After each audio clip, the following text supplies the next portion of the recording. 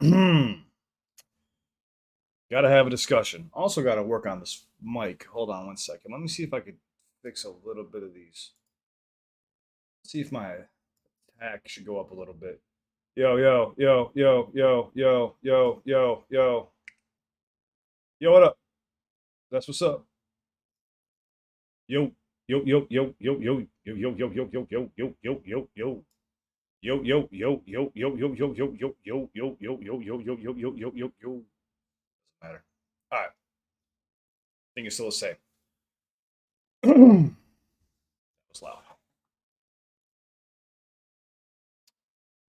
Bear with me, guys. Let me get this set up. Let's have a little quick discussion. I want to talk. Oh, am I on the wrong channel? I'm on the wrong channel. I was going to say, let's have a little discussion about Houdini and what's going to happen with Eminem's album. That's what I want to know. I want to know. I want to know everybody else's thoughts. I've given my predictions and what I think is going to happen, but I want to see if that's changed because a little bit of my predictions have changed. But I also did say like this might be a thing. So hold on. I want everyone's opinion. I'll see everyone's chat in just 1 second. I'm just fixing something. Don't want you to get slammed with ads. And I want your honest opinion. I want your honest opinion on the single. I want to see where you guys think that this concept album is going to go. Because that's what this is. It's a concept album.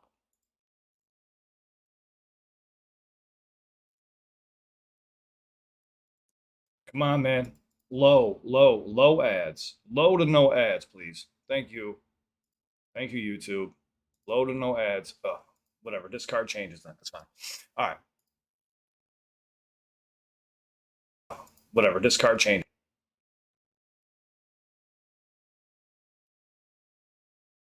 All right. Hold on, Twitch. I can feel Twitch. I get the itch from Twitch. I know someone's talking in there. I can feel it.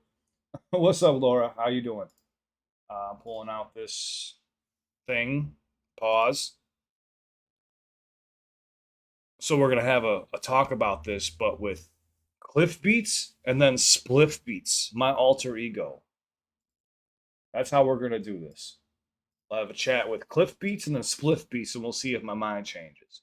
SpliffBeats will consist of ecstasy. Just kidding. How's everyone doing? I'm gonna give a shout out to everyone really quick. What's up, Gabrielle? What's up, Flame? What's up, Derek? What's up, Heather? What's up, Corey? What's up, Kat? What's up, Jared? What's up, Miguel? What's up, Ricochet? What's up, Chano So? What's up, my man? What's up, G Jets? What's up, Sparrow Empire? How you doing, Jaro? What's up, Apples? Nice to see you as always. What's up, Antonio? What's up, Tiago? Yo, yo, yo. What's up, Karen Yoho? Good evening to you too. What's up, J Boy? What's up, Charisma Green? You got some of that green? Uh, what's up, Connor? What's up, Mama Bear? How's everyone doing? Yo, Trav, Chris, Joe, Allison, BK Easy, David Drinkwater. How you doing, my friend? What's up, Marcy? What's up, ID8? Mrs. What's her name? Not much over here. I wanted to just. Mrs. What's her name said. I want to. Is asking me what's up. I just want to discuss this, get your ideas, get your thoughts, see what's going on. Maybe I'll even drag Kat in here really quick to have a little proper conversation. I know she's probably watched the video more than I have or watched other reaction channels. I have no idea how anybody feels about this.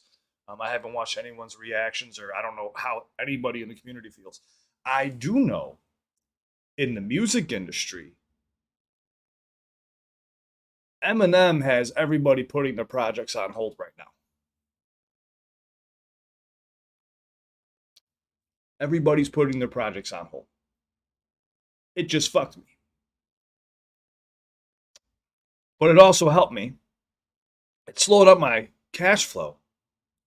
But it helped me in a way to where I get more time to work on some stuff. But he fucked me. Cheers, Em. It's okay. I'm happy. I'm happy for him.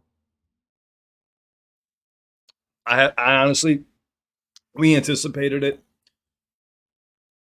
I'm going to keep it a buck with you guys. Houdini surpassed what I thought it was going to be. Houdini 100% surpassed what I thought it was going to be. Even the title Houdini. Think about the title just like Houdini. Okay, famous magician, known as one of the best, has this crazy story and folklore and what he was able to do and obtain. And but you think Houdini, like what kind of a song could you make with Houdini? Dude, this man was able to take the 2002 version of Eminem and have him go up against the modern day version, or 2002 version of Slim Shady, up against the modern day version of Eminem, who's decrepit, who's using Viagra, or whatever he called it, erectile something, anal beads, lubrication, and whatever hell else, liquid death. That man is drinking all that shit.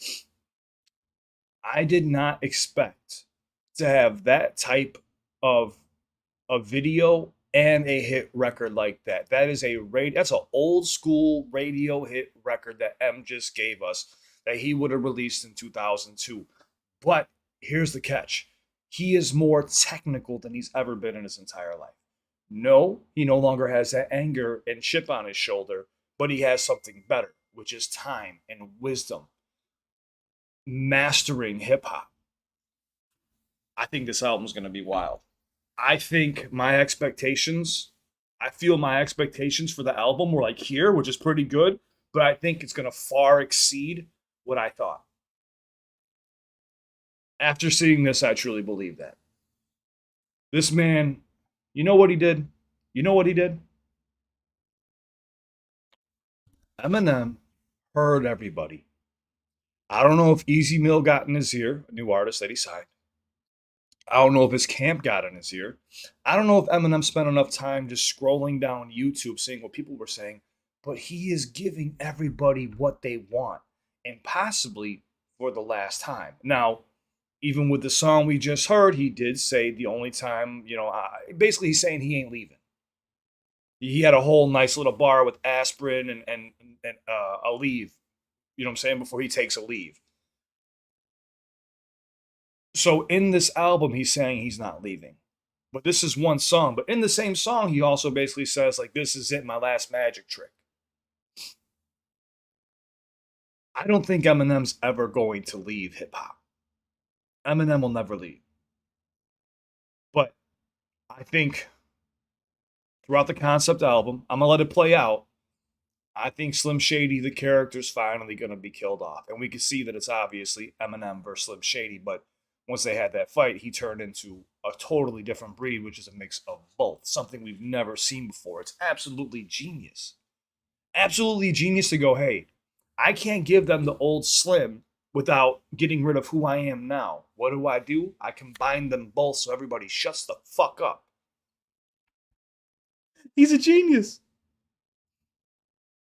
What's up? What's going on? Hey, everyone! Thank you so much for the donations. But please save your money, man. Please save your money. I'm not here to take your money. I'm here for the hang. Thank you, Ante Beats. Say, Cliff, can you react to Grips the Offering Plate album? It's absolutely insane. This isn't the place for donation requests, but if you want to leave any in my comment sections, I'll do my best. But right now, like I said, I'm busy in the studio. I got a lot of catching up I got to do, and we got an Eminem album dropping within the next couple weeks. Do I think M will address the K. Drake beef in this? I think it's no holds bars. I predict throughout the entire album, you're going to see Eminem speaking on things he normally would stay away from. Off of his first fucking single, he is calling the world soft. He is looking at the world through the eyes of the 2002 version of Slim Shady, who would have seen the shit and been like, what the fuck? What are these selfie sticks? What are these dogs being walked by a robot? What the fuck is a podcast? Who the fuck are these people? Why I can't wear Bud Light shirts anymore? I thought, what the fuck? I'm just a piece of white trash. Why can't I wear a Bud Light shirt? No idea about Delta, whatever happened. I'm not going to get into names. Devin Mulvaney, whatever. I don't even know everyone's names, but I'm saying, like, even making jokes about the whole world becoming a bunch of Girl Scouts. Participation trophies. Yes, I did hear the bar about how his cat is what it is. I can't even say that stuff because YouTube gets very weird around anything with the G word or the T word. I don't even say them anymore because I've been hit so many times just for even reciting lyrics backs that I just stay away from it. If I hear anything, I just listen and I keep my fucking mouth shut because YouTube will fucking jump on me. I'm not Eminem. They don't care. Like when Eminem and rap guys said fab instead of fabulous, they thought I was. See, I probably just got hit right there. Shit. It's fabulous, YouTube, if you're rewatching this. Fabulous. When he said that, it hit me. Eminem doesn't get affected. And YouTube says, how this platform is fair. But it's not. It's not fair. Anyways, yeah. So I expect Eminem to go all out. I do expect him to diss a lot of artists. I do expect a crazy concept album. And think about it like this too. He's taken 4 years, so 4 hours, 4 years to put this together. He's put together an amazing team around him, and he's labeled it the coup de grace, the final blow. I don't know, man. I honestly, personally think, and I know people don't agree with me. I think this is his last full studio album. I think we're gonna have to wait to see how this album plays out because we're just seeing the first video.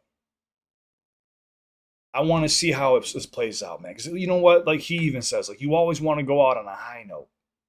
Do I expect Eminem to ever stop making music? No. He'll still do features. He'll still probably even make fucking old school mixtapes, maybe where he drops like 3 or 4 or 5 songs. I just don't expect album concepts anymore.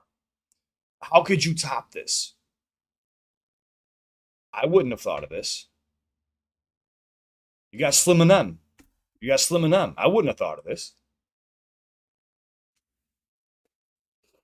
But does anybody know? Now I'm going to ask the chat. Does anybody know if there's been any haters on any social media platform? I'm sure there has been, but can people give me some feedback on like what's the consensus on the internet? Has it been praised? Has it been shitted on? I haven't looked anywhere. All I know is that in the industry, it has been getting nothing but high praise.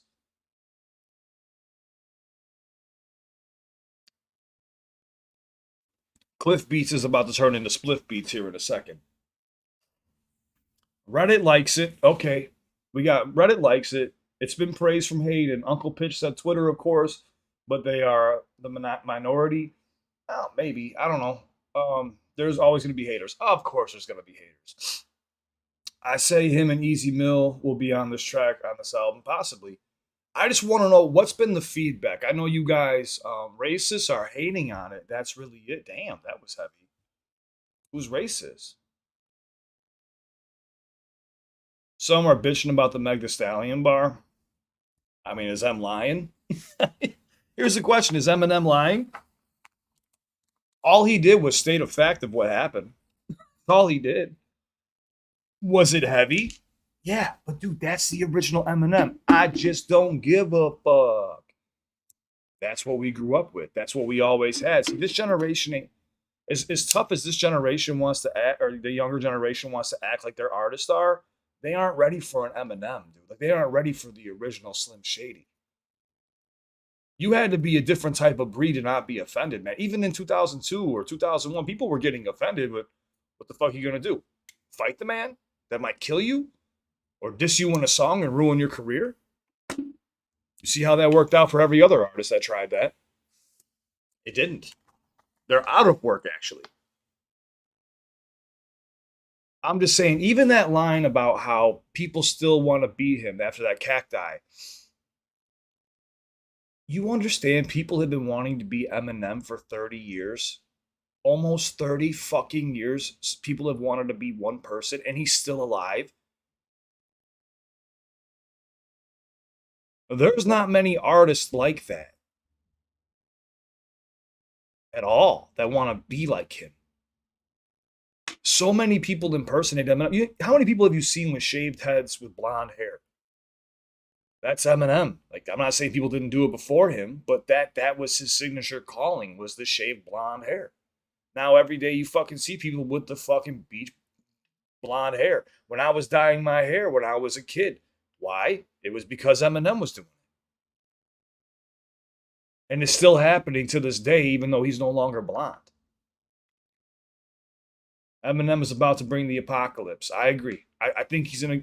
I think if he's gonna go down, he's gonna go down swinging. But again, I think this will be his last concept album. But I think he'll still always drop material. I think he'll still always drop material. Um. So who are the people who didn't like it? I don't know who. I don't know who that is. I don't know who the twin brothers are. I know. I know you don't want. I don't know. I know you don't want to, but Screwface was kind of critical at moments. He has no room to be critical at anything. The Duke, he's an okay rapper, but he's nowhere near Eminem's level at all to even like think he can commentate after stealing Kendrick Lamar's flows during a fucking battle. No, no, no, no. Advantage, vintage. Sorry, said generally praised. Some from TDE praised it, and so did LeBron. Joe Budden, ha, Joe Budden. What? What are you drinking, Cliff? That is ginger ale. Eminem is going down in history. Oh yeah, for sure. He's gonna be goated, no doubt, no doubt. I'm just trying. People are on socials against it for either idiotic reasons or to pump up engagement. Stevie Knight didn't like the beat at first. Okay, that's understandable. Stevie Knight didn't like the beat choice and then bop the rest of the time. I get that, but see, Eminem's always had this carnival esque sound to him. It was his sound was not highly praised. His rapping is what became the percussion to the beat. And then as he started growing into his career, you had that angry M, which I think people that was people's favorite. But they forget Slim Shady was like he had this almost like carnival carny vibe to him when he first released music after Infinite. So he's bringing you back to the beginning. It only makes sense to tie things off this way. You go all the way back to the beginning.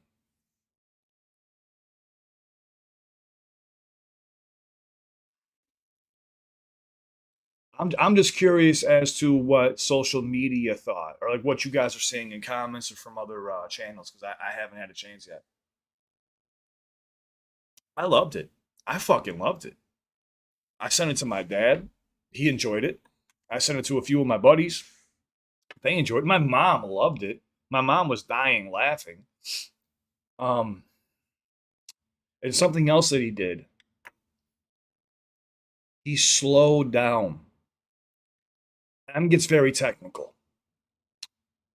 Obviously, we know he stacks tons of multis on tops of multis. He also does this thing where he can somehow squeeze in and bend these syllables to make them go into another pocket that no one ever seen was there before. He creates his own pockets. Eminem kind of went back to the Eminem of old, where you can recite the word after word after word. It just kind of flows. It's not that choppy in and out, jumping in between pockets. It's just him flowing again. It's him not overthinking his bars. He's having fun with the music all over again. I love that. I think it's a great idea.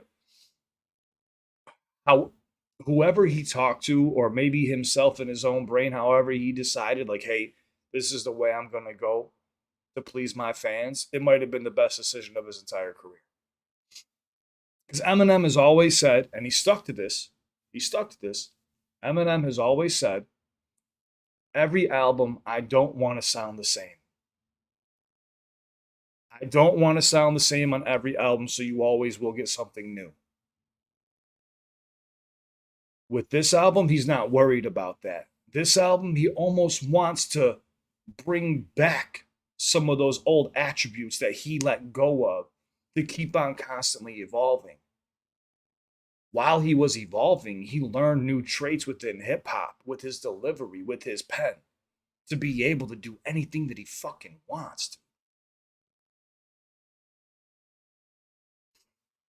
Well, in case you guys didn't notice either, when he was on that rooftop, that was like a shout out to Shazam. I don't know if you guys are familiar with those movies too. I see somebody mentioned Dragon Ball Z Super Fusion with the current Marshall and OG Shady for sure, but it was like a Shazam moment as well. If anybody's ever seen those movies. PP said in his reaction that the beat played a very important part of the song. Screw did not like the beat, and he wasn't really awful, but was picking things apart. Well, of course, um, he leaned so hard into the culture vulture that he kind of has to be that now. Um, I don't know enough about the dude. I have no hard feelings after all that shit happened. I don't even know what the fuck I did for him to be a weirdo like that.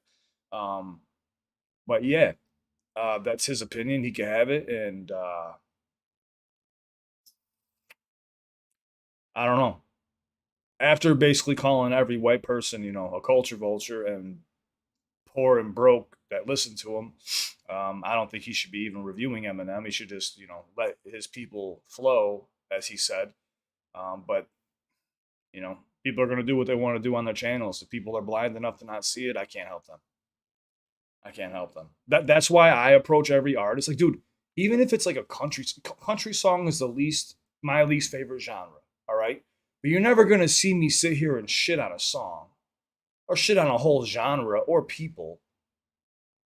I don't do that. I'll still support it. I'll still promote it, but it doesn't mean I'm gonna go hop into my truck that I don't have and go onto a farm and listen to it. But I'm going to respect it. You see what I'm saying? Like you still have to respect things, and you could be nice about not liking something instead of being like vile and toxic. It's not healthy. It's not good for you. It's not good for the internet, and it's just poisoning yourself. And it's gonna make one day it's gonna backfire. It's gonna backfire. I think what happens here on social media is, and I'm not speaking for Screw. I'm speaking for this everybody, all of us as a whole. Is I think sometimes people become successful, make some money, do well for themselves, and then they just forget who they are and they just are arrogant and they think they have this new right to be able to say whatever the fuck they want and treat people like shit. I never understood that. You get a certain amount of subs and then you're allowed to like just put people down. Like putting people down is never the answer. I don't care what anybody says.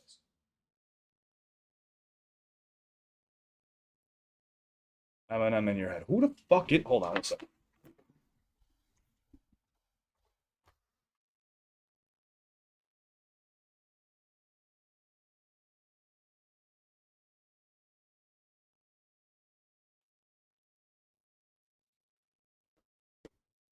Sorry, check something. Hello, chair. Yoda, you can call me Eminem Slim Marshall. It was dope though, man. It was dope. I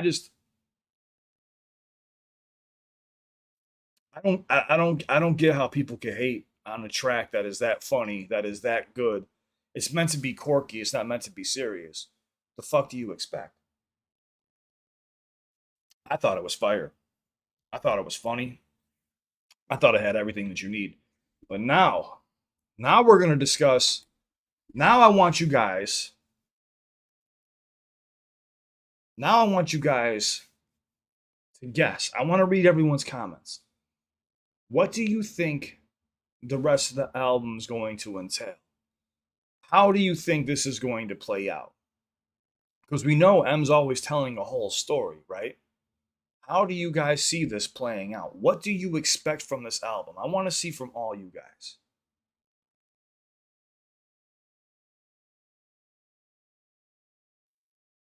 Let's see. Let's see. The lead said, "Who knows?" I predict a riot. A riot. The old school picket lines for Eminem. I mean, that's how bad it was when Eminem first came out. This dude had motherfuckers outside picketing.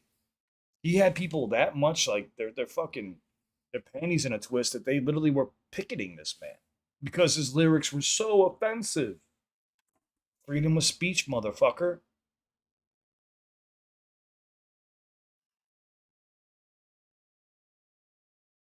Roderick said mad that Harry Max Knoxhill Eminem out rapping most black rappers. Sorry is facts. Look at the battles and raps.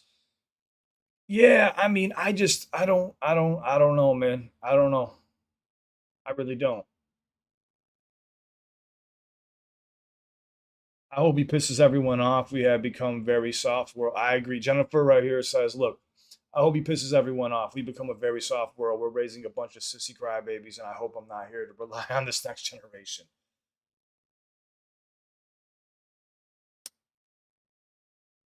I hope he tells us more about his cat. Does not have a cat. What? All right, Spliff Beats is now jumping into the conversation. Let's go, Spliff Beats. We're gonna have a panic attack, or are we gonna talk about Eminem?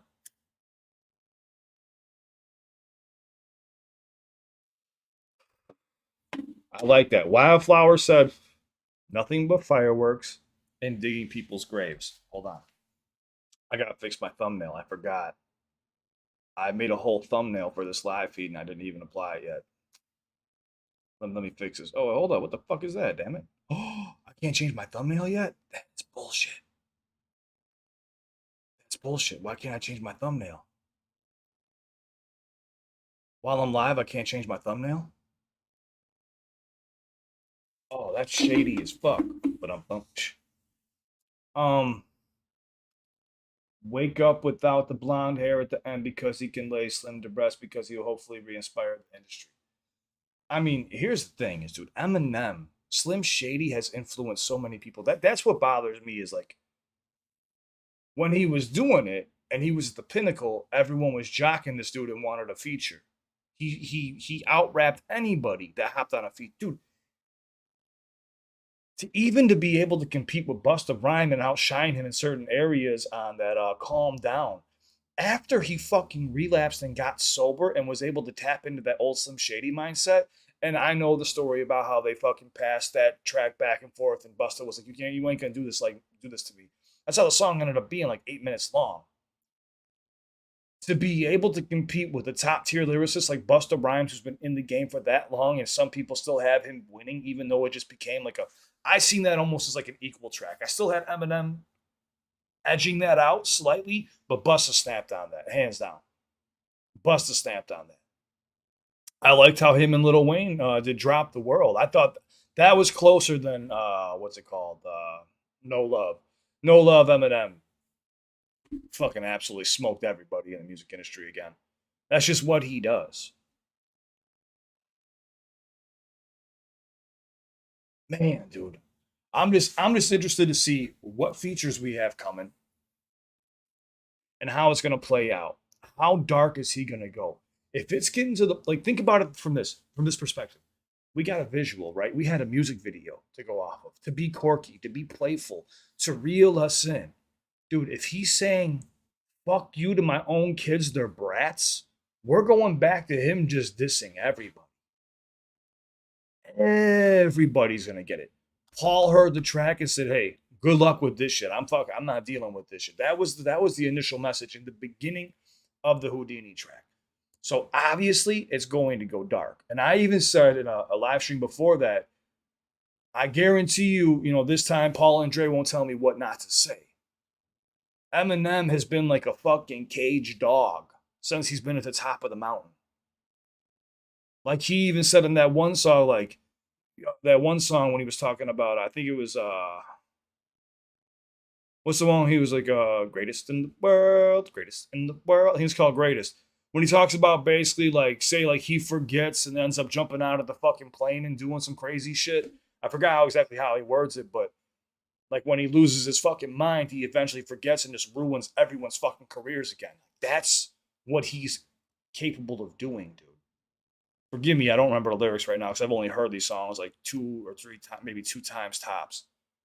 Um, I'm praying for a JID feature. That would be dope. A JID feature would be dope.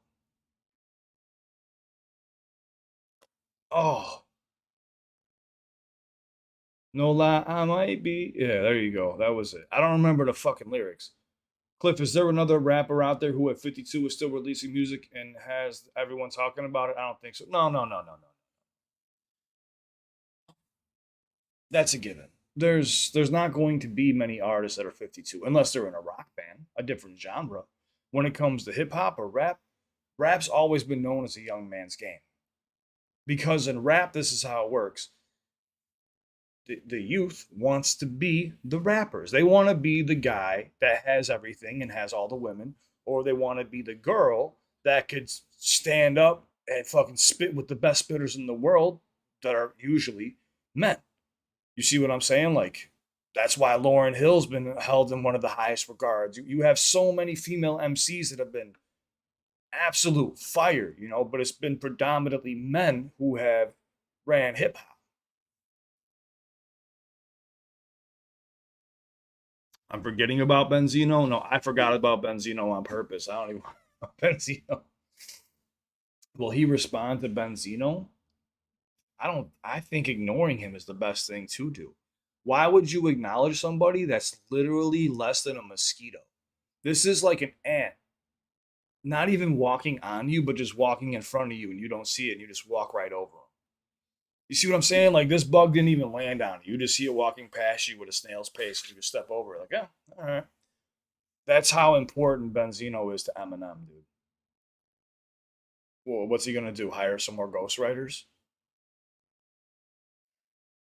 It's not gonna happen. It's not gonna happen. I don't even know how the fuck did I end up in the middle of that shit too, dude? Why do I always end up in the middle of shit?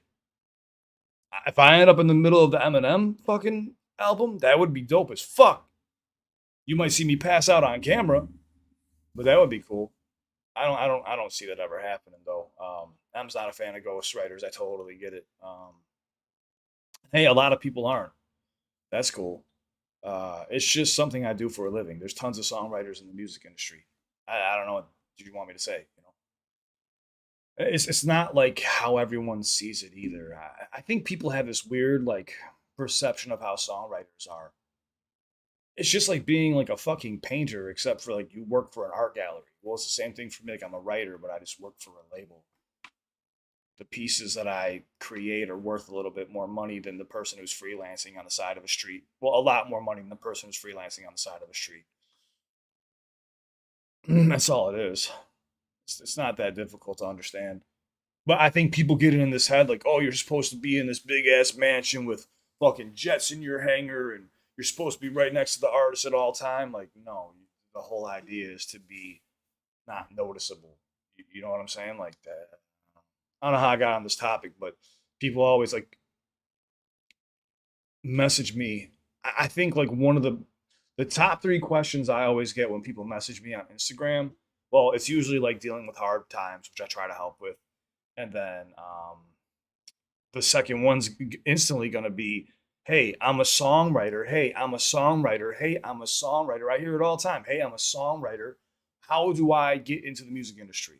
And what I do is I try to give as many tips as I can. I find out where they live.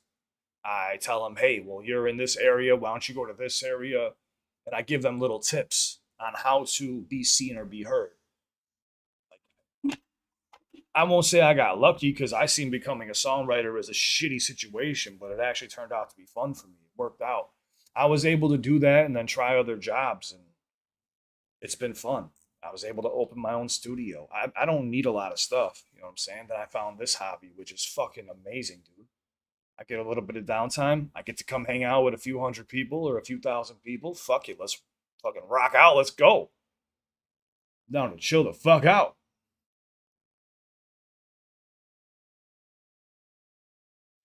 Well, that's one thing too. Is like, isn't it crazy how we go from Kendrick and Drake, right? And then now you have Eminem.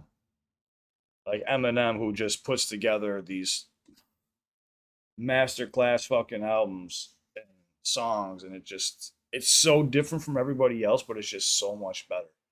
Just it's fucking refreshing, dude. It's like it's a once in a lifetime talent that we're not going to see again in hip hop. I don't care if you say Drake, Kendrick, yeah, they're fire. They're fire as fuck. The battle was good, but it's Eminem, dude. Like they can't do what M does. He's in like a whole different lane by himself that they can't touch. I think I think Kendrick has a closer chance of like emulating M because he does have that witty artistry about him, but Drake has the ability to be a hybrid and create pop records as an R&B singer. So everyone's got their own fucking traits, but no one's ever going to top Eminem in hip hop. It's like alone in hip hop without singing in R&B, it'll never be done. It'll never be done. Maybe someone along the lines in a couple hundred years comes along, but I highly doubt it. I highly doubt it. The dude's he's gonna break records on this one. He's gonna break records. How many views does the song have right now? Hold on. How many views is Eminem Houdini? You guys can't tell I'm high as shit, right? I just looked at the mic to try to talk to it. I'm a little high right now. On my tobacco. You got 12 million views in just 22 hours. That's crazy as shit, dude. You want to know what's even crazier? Those numbers are wrong. It takes 48 hours for YouTube to actually process how many views you have. So right now, I don't even know what it shows for mine for like my reaction, but it's actually like an extra 50 or 60,000 more, I think. Between 30 and 60,000 more. So that's a certain percentage more. They don't factor it in until like they make sure it's not invalid traffic. So you see, hold on, 12 million views, but in all reality, it's probably more like 16 or 14 or 15, 16 million views in 22 hours. Oh, it's so dope, dude.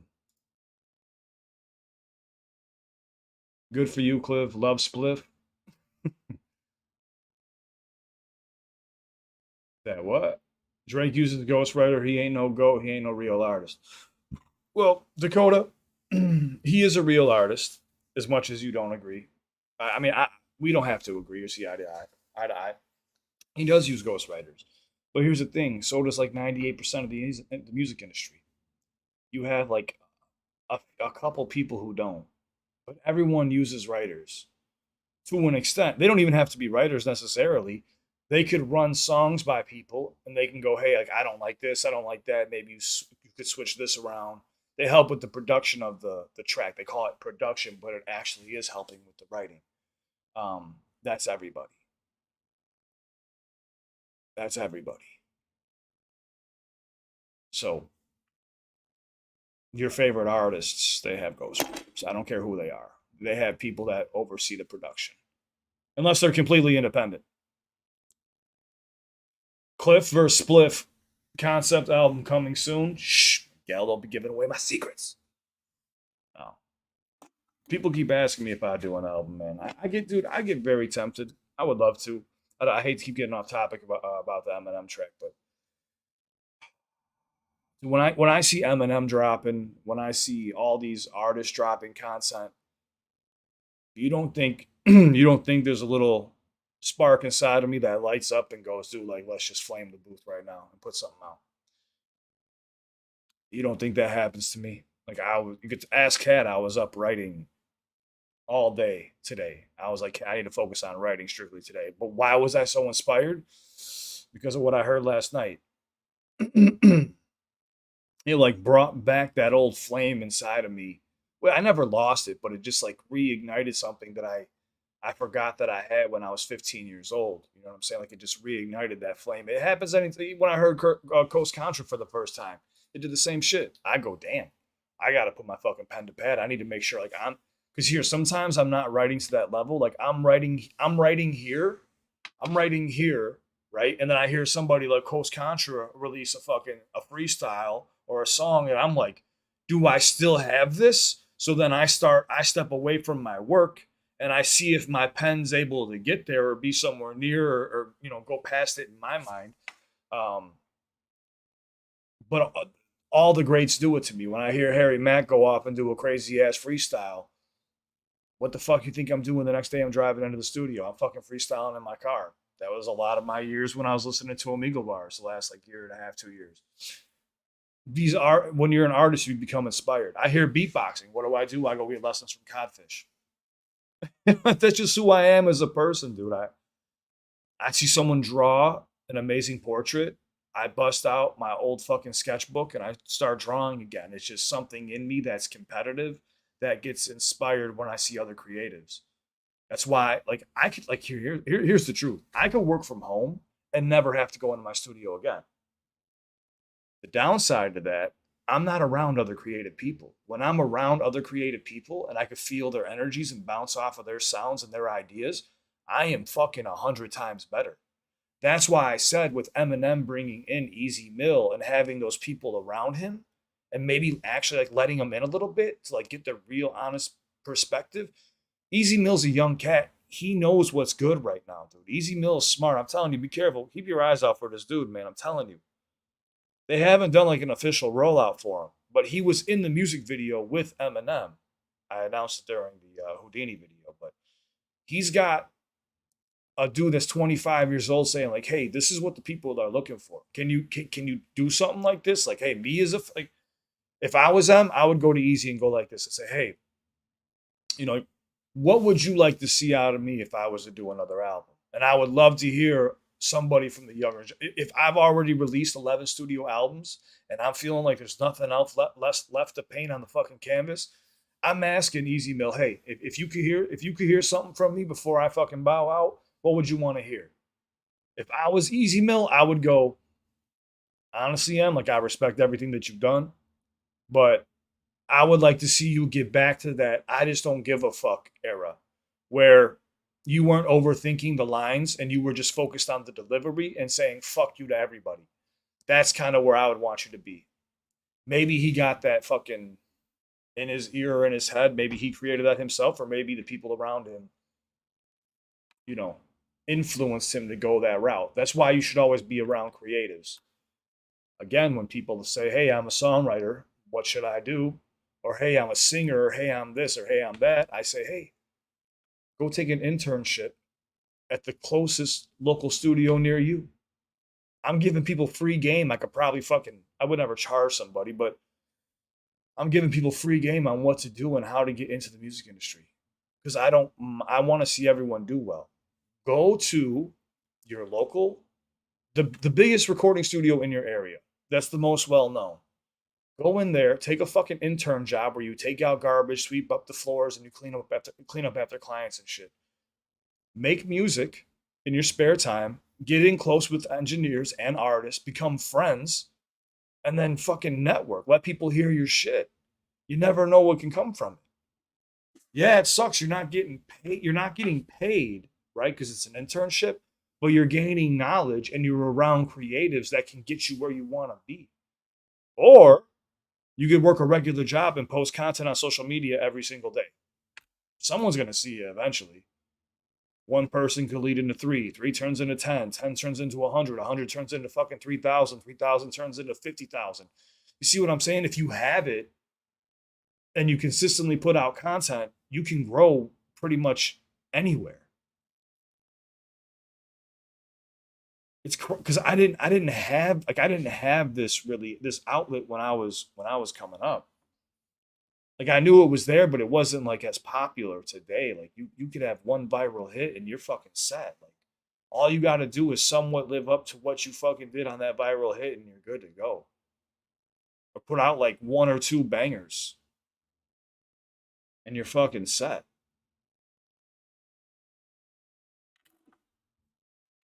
That's risky. People can bite your style. Fuck it, let people bite your style. If people bite your style, that means you're doing something right. But here's the thing: when someone steals your style, they can never keep up with you. They'll forever try to keep up with you, and you'll always be a step ahead of them. So it won't even really matter.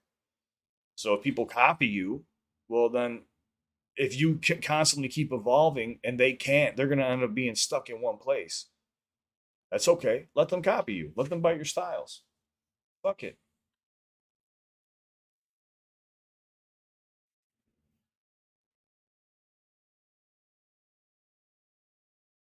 Knox, M, and Tom.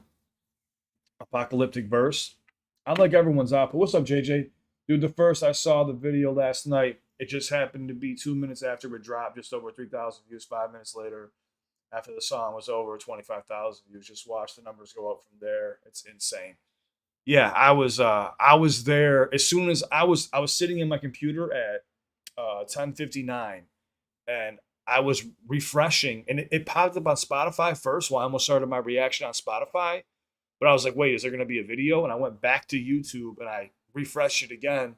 It popped up and it had a video, and I was like, thank God. And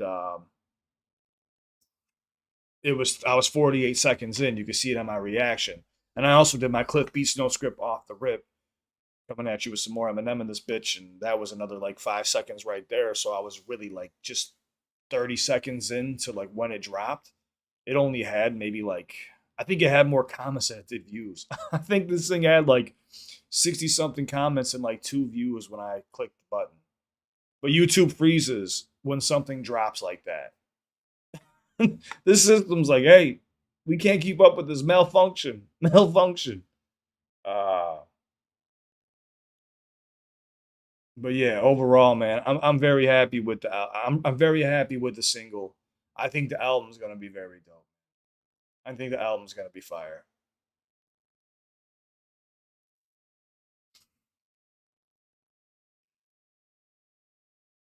I can't wait until we get more M saying whatever he wants, not caring about the Gen Z cancel culture ish. Well, with a single like this, what that's going to do is it's going to bring a lot of viewers out to see exactly what he does on this album.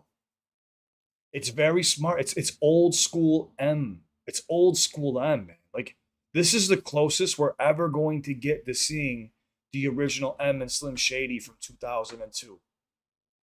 I'm listening to him even kind of slightly adjust his vocal pitch and his ranges for us to sound as close as he can to how he did in the past, while maintaining the structure that he created today.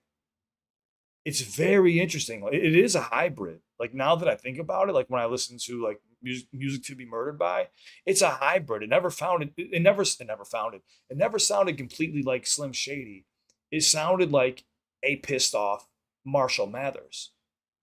I never really heard like Slim Shady in there, besides him being a little bit angry. But Slim Shady wasn't like angry, angry like that. He was at times, but he was usually quirky. He was a cartoon character. The saying "kiss my ass," my bum is on your lips, my bum is on your lips, like doing some weird, crazy shit. Marshall Mathers seemed to always be the more serious one. I'm just Marshall Mathers. You know what I'm saying? Like, think about that. Not the rest of the guys that I can talk about me. Like, Marshall Mathers always seemed like the dude who actually had the chip on his shoulder, who probably needed some motherfucking therapy from going through a rough childhood. Slim Shady always seemed like the goofy, like off the wall psychotic character that he's played. Eminem was like the show. Eminem was like the name that's in big shiny lights that everyone memorizes, that and keeps in their mind when they think, oh, Eminem, it's like Elvis, Eminem, fucking anybody that's out there.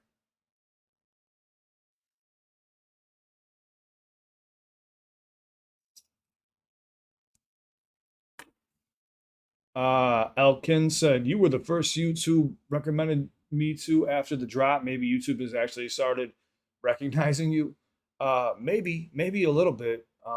But here's the thing too. I think I was one of the first people to drop my reaction. I think I was like someone told me I was the second person. I don't know if that's true or not, but I did it instantly, and I had it. Me and Kat had it uploaded within the hour. I think I dropped it right at midnight. I think I listened to it at 11 o'clock my time. I was done by 11:30, and then I sent it over to Kat, and then she uploaded it from her computer because it's way faster than my computer. If I was to upload it, it probably would have got done at like 2 or 3 in the morning. So thank you, Kat, again for helping me out. The secret's out. Kat helps me. I got a ghost uploader. A ghost uploader.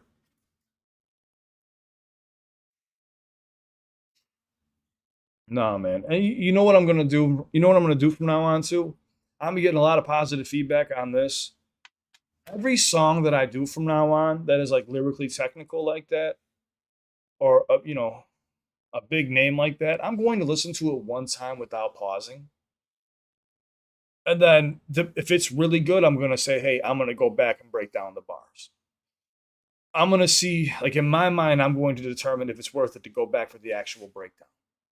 You'll always see me react, and if something just knocks me out of the park and I have to stop it just to be like, holy shit, and acknowledge it, and that's not for the camera. That's just me if I'm by myself.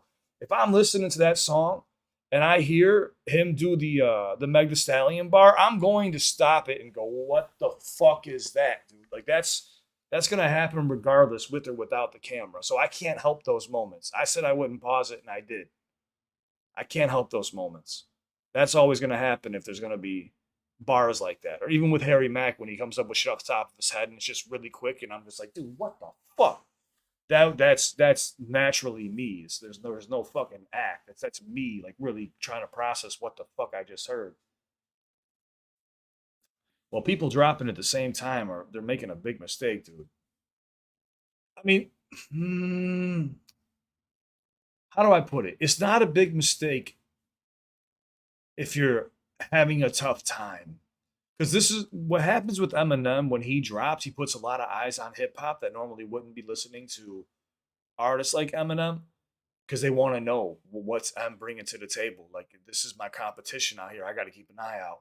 So if you drop around when M does, you're going to get some views, but you're not. Everyone's going to be focused on Eminem. But at the same time, it does open the doors for a lot of other artists to drop something at the same fucking time. But Eminem is just a juggernaut, bro. Like, you know how hard, dude. Here's the thing, and I'm gonna keep it a buck, dude. With me, like it hurts. It's hard for me to say, hey, I can be out rapped, and someone can outright me. Like hands down, I know Eminem could wash me. Would I fucking give him my all? Yeah, I would give him my all for sure. But would I get washed? Yeah. If there was time to get prepped and shit, I would get washed. Doesn't matter how many hit records I've written. So it pains me to say, but it's the honest to God's truth. But it inspires me to want to push my pen even harder every single day. You know, most writers, like real writers, they write every single day. I write every single day. I have a notebook next to me every single day. Um, of course, this has taken a little bit of time away from that, but I really think when I do this, it helps me somehow mentally with my writing because I'm able to like compartmentalize my thoughts while I speak with you guys. And then when I get done, my brain goes right back into autopilot for writing mode. And then I'm just sitting there, even if I'm watching a movie with my girl, guess what I'm doing? I'm leaning over. Next time Karen's on, ask her, how often do you catch Cliff writing? I lean over, start writing something. Grab my phone, I'm typing something. It's just, I can't stop it, man. But yeah, Eminem is just him. Eminem is just that guy. And it's okay to admit that, you know? It's just like with boxing when Muhammad Ali was around. He was just that dude. He was just that guy with fucking God's gift. You know, float like a butterfly, sting like a bee. Ain't nobody fucking with Muhammad Ali. You know, like it's just that's just is what it is. You gotta be, but here's the thing: like you can't be sad about that and like negative. You gotta be happy for that person. You know what I'm saying? Like fucking cheers to you, bro. Like fucking go get that shit. Like thank you for inspiring me. Leave a little room. What's up with a little feature? You know, you gotta have a little fun with it. You want to be happy for that person. Like when I see someone being more successful than me, like however they visualize or interpret success, I go, there you fucking go. Let's go. It makes me happy, dude. I know some people get they compare their lives with everybody else and they got to keep up with the Joneses and shit. I've caught myself doing it too. I'm not saying I'm innocent here, but then I'll be like, what the fuck? Why am I looking at that person's plate? Then I get happy for them, and I'm like, dude, like, you fucking own a house the size of a fucking city block. I'm just like, kudos for you. Enjoy those property taxes. You know what I'm saying? Like, I don't know. That's just me though. Just seen a weird shadow. I don't know if that was a bug or what the fuck that was, but that was weird. Who loved the R. Kelly Black Eyes Peas? Black Guy. Well, he's a Black Eyed Peas, but Black Guy Peas. That was funny. People were saying it in my chat like I didn't catch it. I'm like, did you not hear me like literally recite the bar?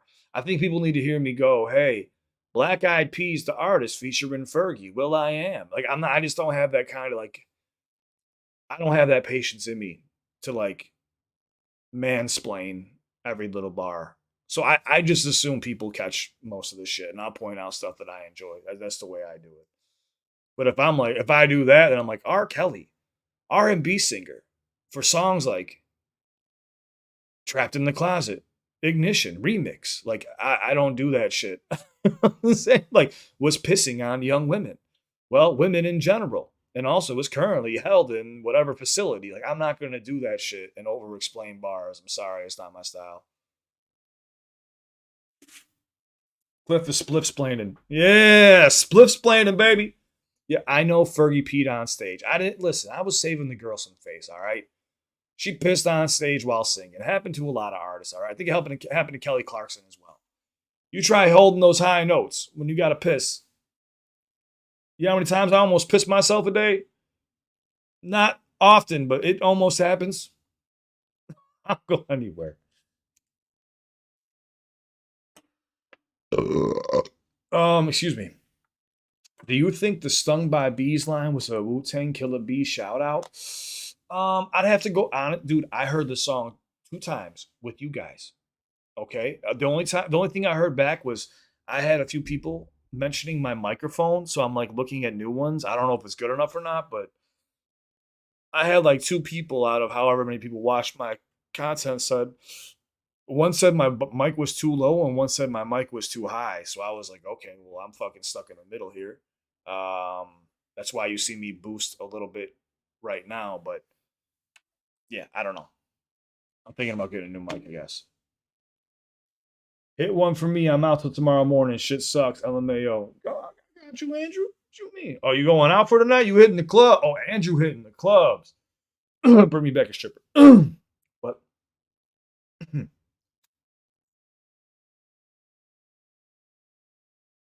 if being your pants is cool, I'm Miles Davis. Hey, good Billy Madison reference. I like that.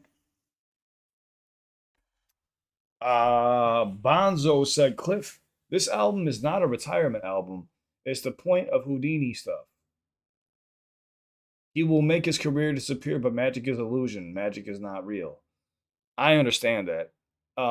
Here's bad rap. I like your icon, man. I just started replaying Fallout 3 when I guess I literally I started rebuilding my character and then I had to go to work, but I'm going to replay it eventually here soon.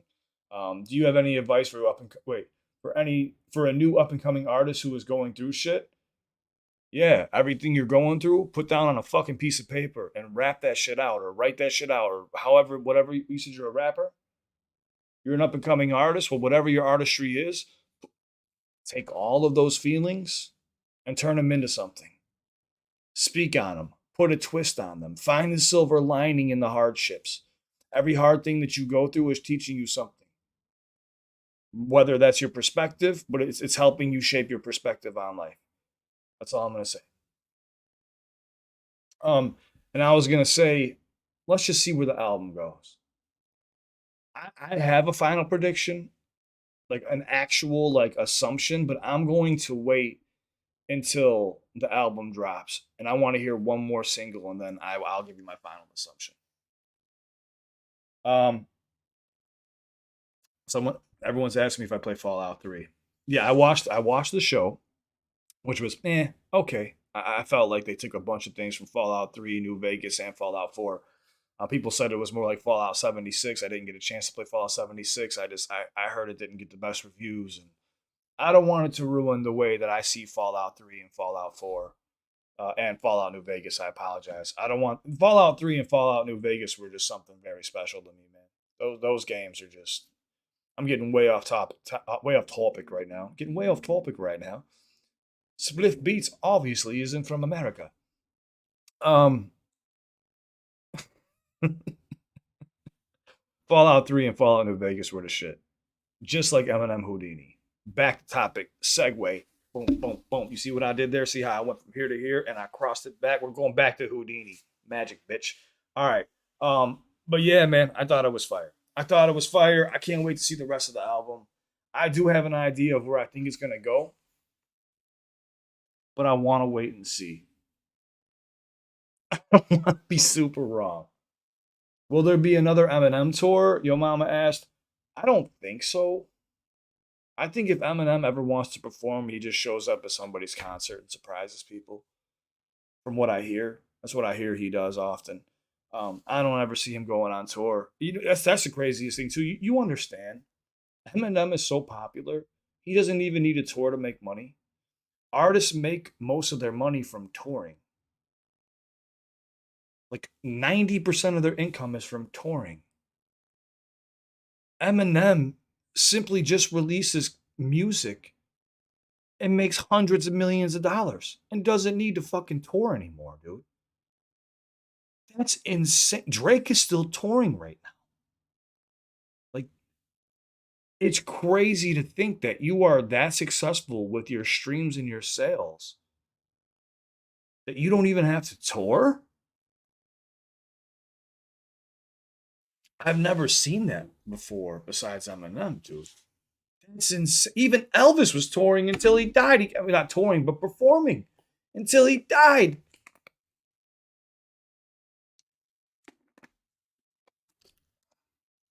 That's crazy, dude.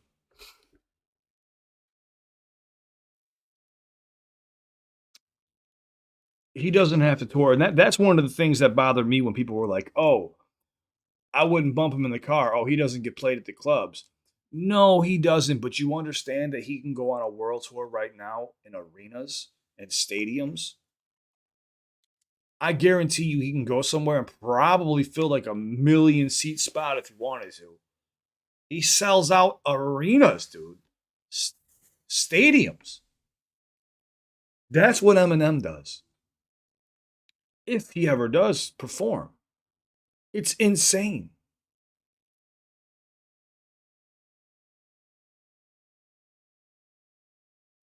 What's up, Illumination? Elvis never left the United States. That is correct.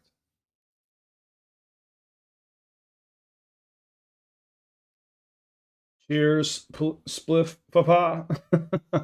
Cliff, do you sleep? Kinda. Sometimes. I I don't think people understand how much I enjoy hanging with you guys, dude. I really do. I love having these conversations. I love connecting with the fucking dude. Okay, the smart move by me, algorithmically, would be to drop my Eminem album and disappear for 4 days, so I look good in the algorithm. No, fuck that. You know what I want to do? I want to go live, hang out with the fucking community, and talk about how they feel the album or how the song was and the prediction on the album. It's gonna hurt my algorithm, but I don't give a fuck about the algorithm. I'm here for the hang, dude. I want to connect. Yes, I sleep in between blinks. Bruce Wayne, I see you. Long time no see. $8 billion. I am waiting on my direct deposit. Cat, track Bruce's IP address right now. I want my $8 billion. This has been owed for years to come. You will get yours, Buster. Like a 1920s gangster. You'll get yours, Buster.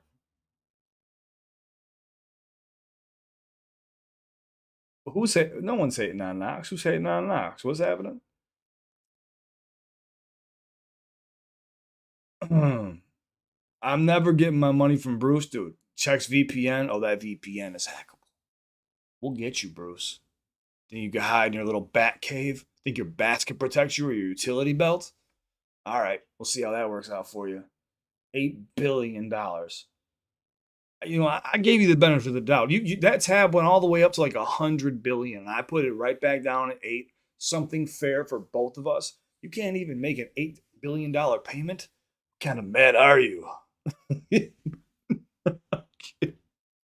I'm kidding. I'm kidding, man. It's nice to see you, Bruce. Bruce the Bat, man.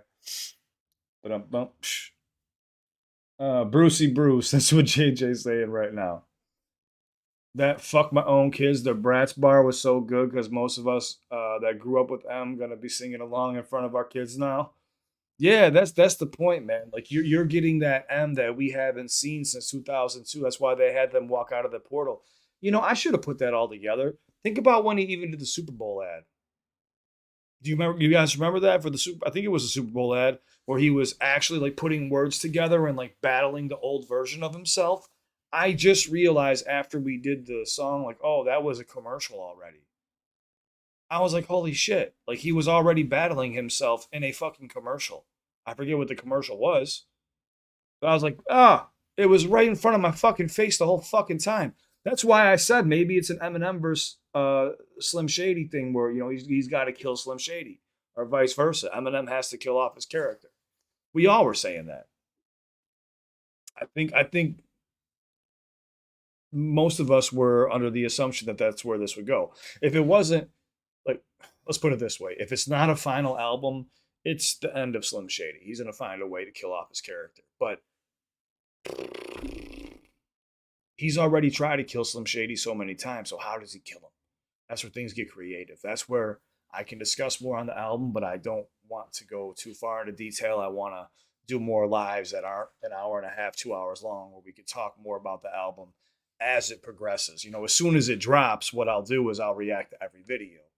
In between some of the videos, I'll probably want to have a discussion about the songs that we've been listening to. And then I'm going to want to fucking. Actually, you know what's going to end up happening? The album will drop. I'll react to the whole thing in one night, and I'm just gonna fucking upload. I'm not gonna play the algorithmic game where I drop one video or two videos over a week's time. No, no, no. I want to react to it all right away. Because honestly, dude, anybody who's a true fan, they're gonna want to hear it in one listen. I don't care who you are, dude. If you are a true fan of an artist, you're gonna sit there and listen to the whole album in one sit through.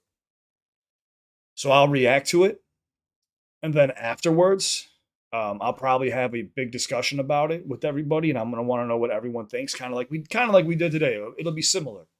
I probably won't bring Spliff Beats out, but it'll be similar, and we'll discuss the album. Maybe we'll give it like an album rating. We could even do an album review afterwards, where I actually listen to it from front to back as a concept album. I can do that with you guys. This is special for me because I've never been here for an Eminem album rollout. You know what I'm saying? I've never been here for nothing. Like people were making reactions and doing bar breakdowns and shit when Rap Devil and fucking Killshot were happening, and you know, they got to witness all these memorable experiences. This is the first time I get to experience anything like this, man. And the way it's being received is so cool, and it's cool to be a part of it. With an artist at Eminem's caliber, like I'm still like I don't know. I've met so many artists that I'm not really starstruck anymore, but somebody like M, who I have not met, would. I don't know if I'd be starstruck, but I'd be more like, damn, like holy shit, like this is him, like this is the dude, this is that guy. You know, I think that's kind of how everybody feels. And then when they meet M, they're like, even Selma Hayek, what'd she do? She like spit water all over him or spit water on him and shit. She got Selma Hayek got nervous around Eminem. Um, he's just that dude. He just seems like he's fucking to himself and cares about his family and enjoys his hanging out with his boys and making music, and that's it. It's just that fucking simple, man. He seems like a cool cat. Seems like a cool cat. So yeah, that'd be a cool meet. But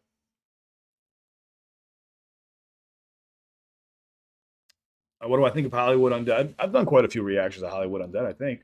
Now, have they been released? I don't know.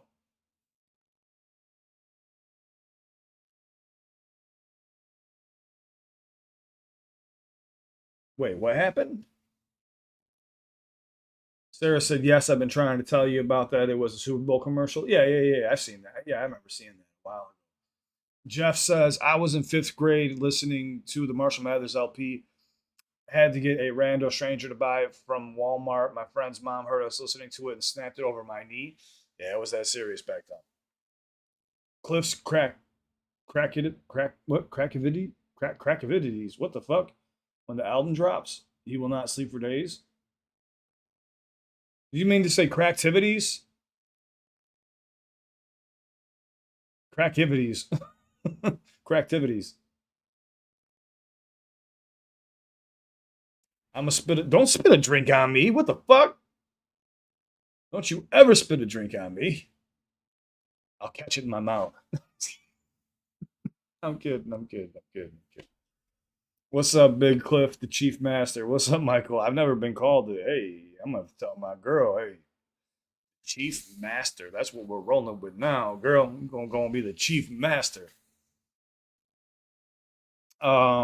Chris said, Cliff Beats, what do you think about a song like Stan, but it's Slim talking to M on being put in the closet and locked away? That's a good idea for a song. That's a good idea for a song. But the problem with that is that Slim's been out for a while now, according to Kamikaze. You know, still a decent idea though. Bad Rap says, "Would you make a song with me? I'll pay if you want, though I will have to work my ass off for weeks." Bad Rap, I would love to. Unfortunately, I can't release music to the public. One, two, I can't work with anybody outside of my umbrella. Um, I'm sorry, boss. I wish I could. Maybe one day I could. I would. A part of me would love to release music to the public, and a part of me is like, no, I wouldn't enjoy it. I wouldn't enjoy it. Because here's the thing: is like if I put on a certain persona and you really start fucking with the way that I see things and the way that I is like, look, it's more than just rap. It's more than just rap. It's who you are. It's how you carry yourself. I don't want to become some type of figure that people, like I said, people want to be M. I don't see anybody ever wanting to be me, but M was so popular that people wanted to be him. He captured the audience of young kids. Here's the thing: is like when you're a kid, that's when they say, "Hey, what do you want to be when you grow up?" And they go, "I want to be an astronaut. I want to be a lawyer. I want to be a this. I want to be a that." What happens when that kid goes home and turns on the fucking TV and sees an artist like Eminem, or a girl or a guy sees an artist like Taylor Swift and goes, oh, "That's what I want to be like." You see what I'm saying? And then they start basing everything that they do, all their actions, the way they speak, um, everything around their mannerisms around this one artist. That's what really captures people. That's why I hate to say it this way, but songwriters are designed to aim our music towards people between the ages of 8 and 20 years old. Well, it's 8 and 18. That's what you're designed to do. It sounds terrible, I know, but that is just the truth, and I'm just being honest with you. I can divulge that information. I can share that. That's nothing that I don't think that is forbidden information. I think the world kind of knows that. You could see what every genre aims at. There is a target audience. There is a mass target audience that you are to aim your music towards. M has been able to do that. Like, how many people still want to be a 51-year-old right now? If it's just a regular 51-year-old man, not many. People see M, they still want to be a 51-year-old man. They still want to be M. They still want to rap like that man at 51. That's why it's always been about a young man's game. When you're 18, 19, 20, 21, and you have a whole fan base of 18 to 15-year-olds, or 8 to 15-year-olds, they want to be 20 just like you. They want to be popping bottles with you in the club and living this luxurious lifestyle and making fancy music videos on a fucking boat while doing whatever. You know what I'm saying? Like, it's more than just the music, it's the image that you have to uphold. You're selling a character. That's what it is.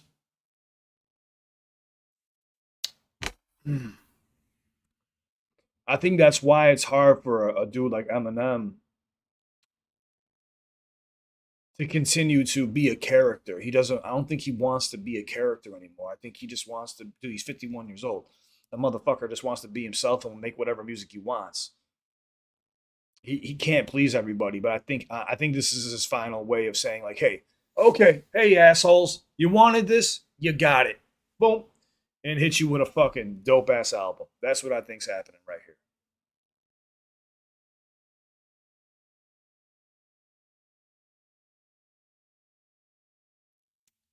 I want a motivational track like Not Afraid on this album. Well, here's the thing, Illumination, is that's why he always changes every album so you don't get the same thing. Dude, you already have Not Afraid, Guts Over Fear, Phenomenal. You have all these amazing tracks that he did. Kings Never Die. He gave you all that. Those are iconic fucking singles to go listen to right now. Um, he's going to give you something brand new that you're going to wish you had. You know what I'm saying? He can only do so much with the time he has on this earth. What's up, Laura? I like how everyone's in the chat. Like, what's up? What's up? What's up?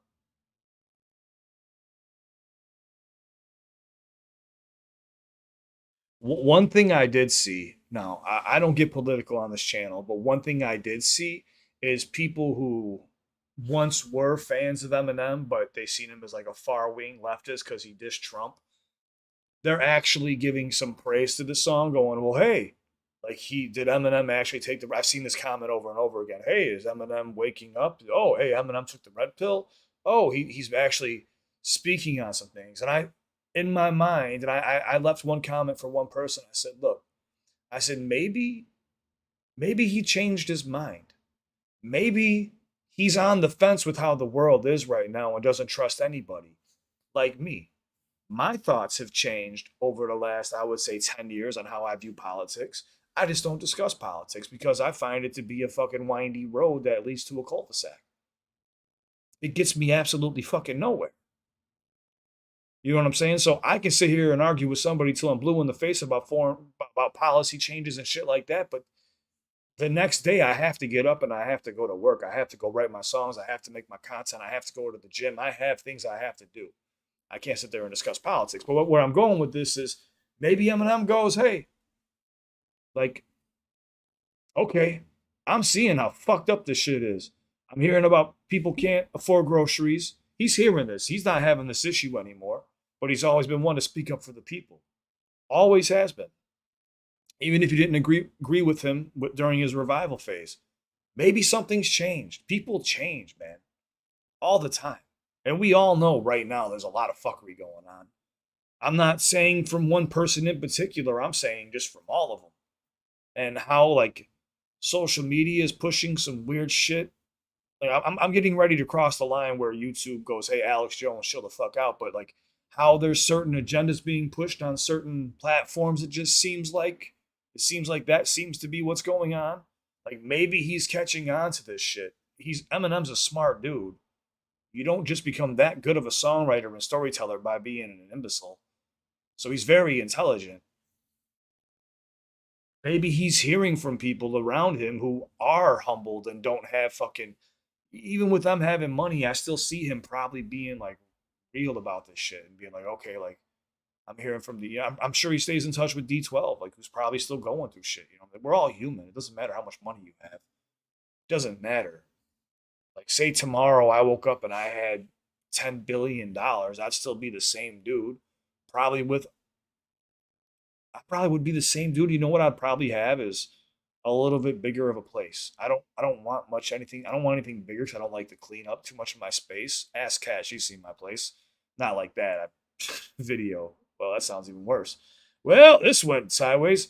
No, I was just showing her how much of a minimalist I am, and I don't keep anything.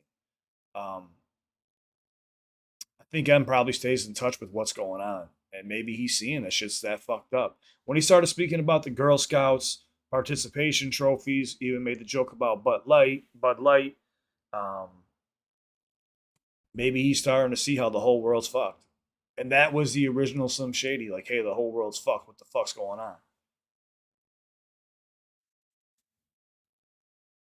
Live against Beaticus makes sense. Social media, get out of here. Yes, we need Slim Shady right now. You guys are correct. We need Slim Shady to be the voice of reason for the people. That's what we need. And I get it. Like, let's address the elephant in the room. He dished Trump. He felt very strongly at one point about somebody. I'm not saying that he likes the guy or he doesn't anymore. Maybe his views fucking somewhat changed, and who cares if they did? Maybe it has nothing to do with that man. Maybe it just has to do with our government as a whole because we see all the holes within the government. I'm not talking about a left or a right. I'm talking about the fucking lobbyists and the suits that control the left and the right. I hope you understand that they are all bought off. Every single person is bought off in one way or another. If you think it's not for profit, you're out of your goddamn mind.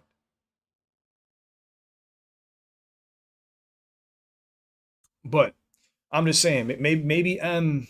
I think M on this album really goes out. He's in. I think he's gonna be bucking shots. I think he's gonna be bucking shots at everybody, and I think it's no holds bars. That's what I think it is. How can you cancel somebody that's no longer there? Maybe it's like I test the water theory. I see how far I can go with saying some of the most fucked up shit and see how the world responds. Or they want Slim Shady. They want the old shock value Slim Shady where I say some shit and make you go, oh shit. Like where you go, oh, you probably shouldn't have said that shit. Like that was heavy. Some people are going to get upset. That's what we need right now. It's the same thing with comedians. Like we need comedians to be roasting the shit out of each other because we take life way too serious right now. Granted, I know everyone's struggling. It's normal to take life very serious right now, but at the end of the day, we're all not going to be here for too long. You know, so like we gotta like stop taking shit so serious and like look out for one another seriously. Like, not trying to be on no weird shit. I'm being like, we need to look out for each other. Shit hits the fan. We need to look out for each other. Splitting up is not the way to do shit. Getting together with good people is the way to make shit work. This whole division thing and people who drive that, I can't fuck with it. I really can't.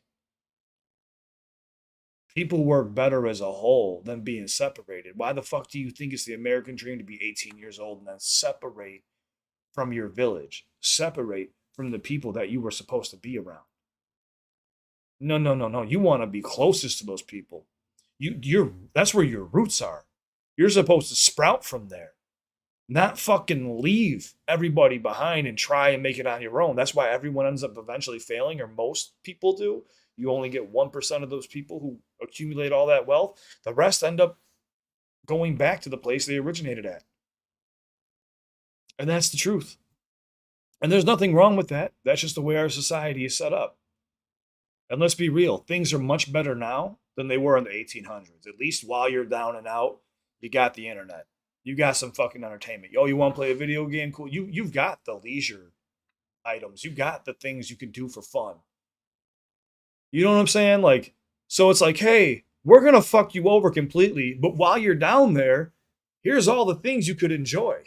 Like they gave us toys to play with while we're getting fucked over. That's basically how it works. So you get to escape, at least.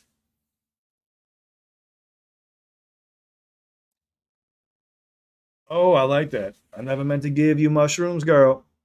I never meant to bring you to my world. And now you're standing in the corner crying, and now it's my fault, my fault. You look depressed, man. LOL. No, I look high as shit. That's what I look. What did Bruce say? Bruce, I'm trying to separate from this debt. I'm trying to separate from this debt Cliff gave me. It is forever entangled into your life. It will carry on through your bloodline, Bruce, if you do not complete this transaction.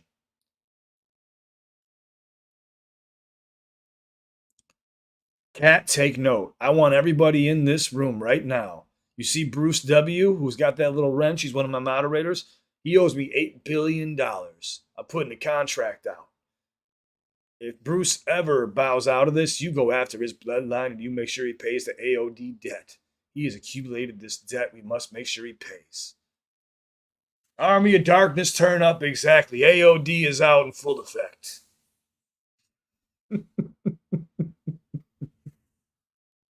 I hope you guys know I'm fucking kidding. I'm not kidding. Go get him. JJ said poor Brucey Bruce.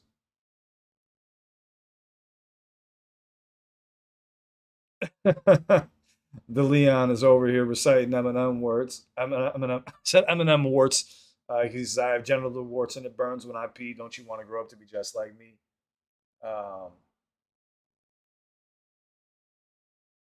Bruce is on the list. There you go. Christian got me. There you go. Bruce is on the list.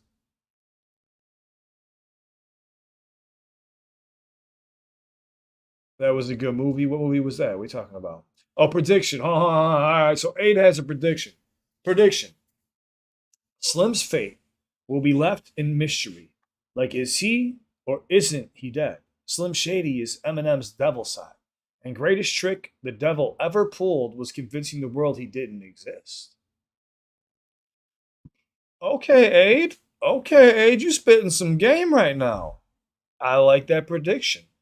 That's something that was one of the concepts I ran with too in my head. I have about three or four concepts that I have in my head right now that I think might play out. That was one of them. I didn't word it that way, but it was very similar to something like that, where Slim Shady plays a magic trick like he actually dies, but you don't really know if he's gone or not. Because like in most movies, sometimes you don't know that ending. Like you're like, what the fuck, did the person live or die? Like I need to know what happened. And then you start like the same thing with like The Sopranos. Did Tony Soprano get hit right there when it faded to black? You didn't know until 20 years later. I think it was 10 or 15 or 20 years later, where the producers go, yeah, that was a scene where Tony Soprano was actually whacked. But it took that long for the writers to actually admit what happened. So I could see that. I thought about that. I thought about that, but I was like, I don't know. I don't know. I don't know how it's gonna play out, man. But it's fun. Dude, this is fun, man. This is some of the funnest shit I've seen in a while. It's got me up here at 10 o'clock at night on a Friday night when I should be doing some other shit over here talking about it. So um, I hope you guys were able to feel that fun through my reaction. Man, I was happy, dude. I was really hurting. I was half asleep. I called fucking Boogie, hey Boogie with a hoodie on accident. I fucked up there. I apologize. But I was having a good time, man. Seeing Eminem just be Eminem and like, dude, even acknowledging like the getting older thing. Like, here's a weird thing. Like, and you could do whatever you want. Like holding on to your youth. Growing old is a privilege. Now I get it if you want to be like, oh yeah, I just turned 28. I want to be 21. Okay, well, someone's gonna lie and say 22. Or when someone's 30, they go, yeah, I'm really 25. Or when someone's 40, they go, yeah, I'm really 35. You know what I'm saying? Like, I get that. That's a good joke. But when people are like 60, but they want to like look like no offense, I'm just saying some people want to be like 60, but like look like they're 25. It just doesn't work out. Eminem is embracing like, hey, dude, like I'm older now, man. I got erectile dysfunction. My dick barely works. Like he's ripping into himself, even with the anal beads. Pun intended. It's okay to be 60, dude. Dude, you don't understand that it's a privilege to grow old. That's what I'm saying. Dude, it is a privilege to grow old. Where I'm from, you don't grow old. Where I'm from, you don't grow old, dude. Did Tony get whacked? Yeah. Dude, you should be proud of growing old. And dude, when you're 30, 35, 40, 45, 50, that's not that old, man. That's not that fucking old. You know what's old is being 84 years old. I'll say being in your 80s, it's got to be tough. It's got to be tough. Um, but at the same time, you get to kind of slow down and just enjoy what's left of everything. You know what I'm saying? I'm not gonna lie. Some of those people who go, "You're gonna live to fucking be 100." It's like, okay, well, relax there, dude. I don't. When I'm shitting on myself in diapers, if I make it that far, that doesn't sound too fucking pleasant for me. I'm not gonna have too much drive to go fucking work out and run 15 fucking miles. I'm gonna have a hard enough time standing up to go to the bathroom or make it to the bathroom. So I think when people say that, it's a little bit far fetched. But with hey, how medicine is today, I don't fucking know, dude. It's getting crazy out here what they're able to do. Who knows what they're able to do in 20 years? Look at how far everything's come along just in 10 years, 20 years. Terrence, yo, thank you so much for the donation. I appreciate you. Let me throw you a like. Let's throw you a thank you as well. Hold up.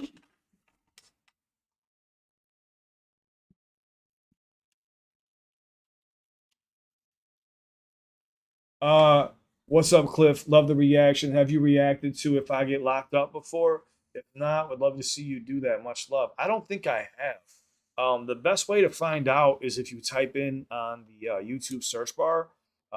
If I got locked up tonight, Cliff Beats. If it pops up, then I did it. If not, there's a good chance I didn't do it.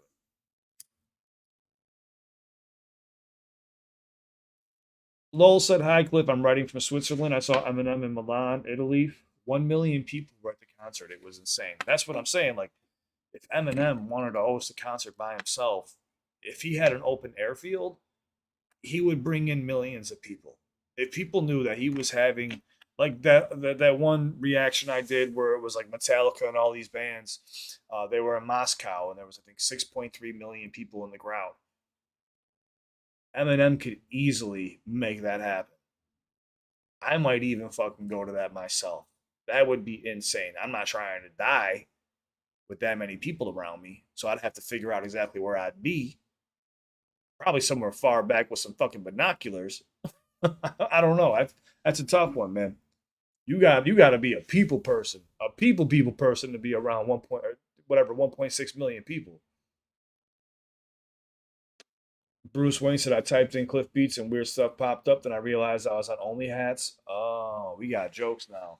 Well, make it $18 billion, Bruce. It's only fans get it right. That's where my content is. Yuki said, "Fuck concert reaction channels are where it's at." No, Yuki, you got the wrong information. Reaction channels are not where it's at. You know, I don't make any money from Eminem, right? Like when I react to him, I don't make any money. It's all copyrighted. I don't get shit. No money, and that's fine. I'm here to promote the artist, dude. Like 90% of the content we react to, we don't get paid from.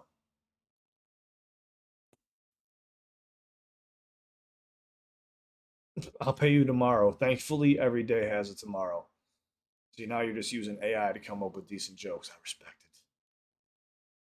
it. I'm just resurrected the music video, Lost Art.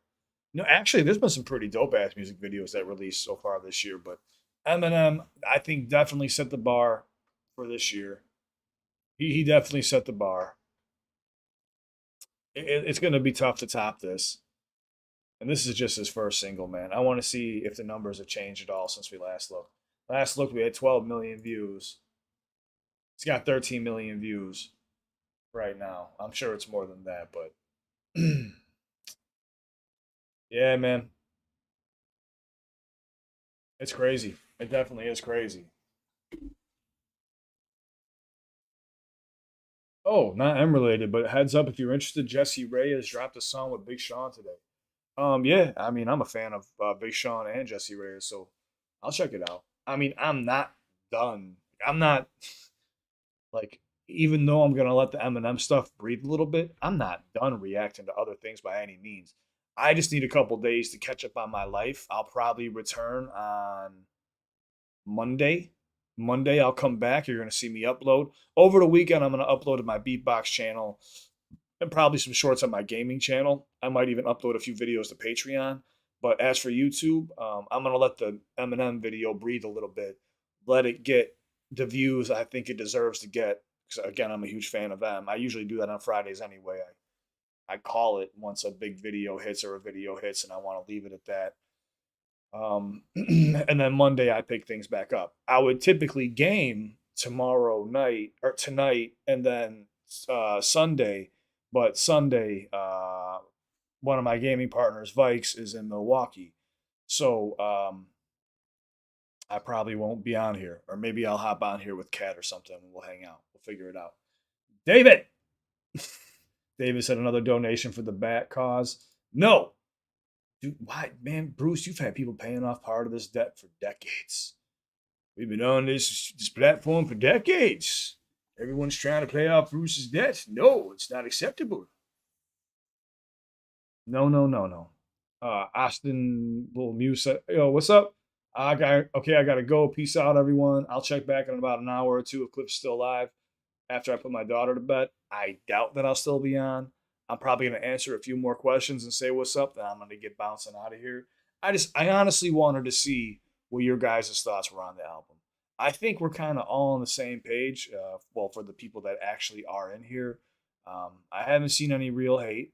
I've seen you guys say that there have been some haters, but when it comes to like the fans or people clicking on this video, I haven't seen anybody really come in here and bash it and give me like some valid reasons why it wasn't good.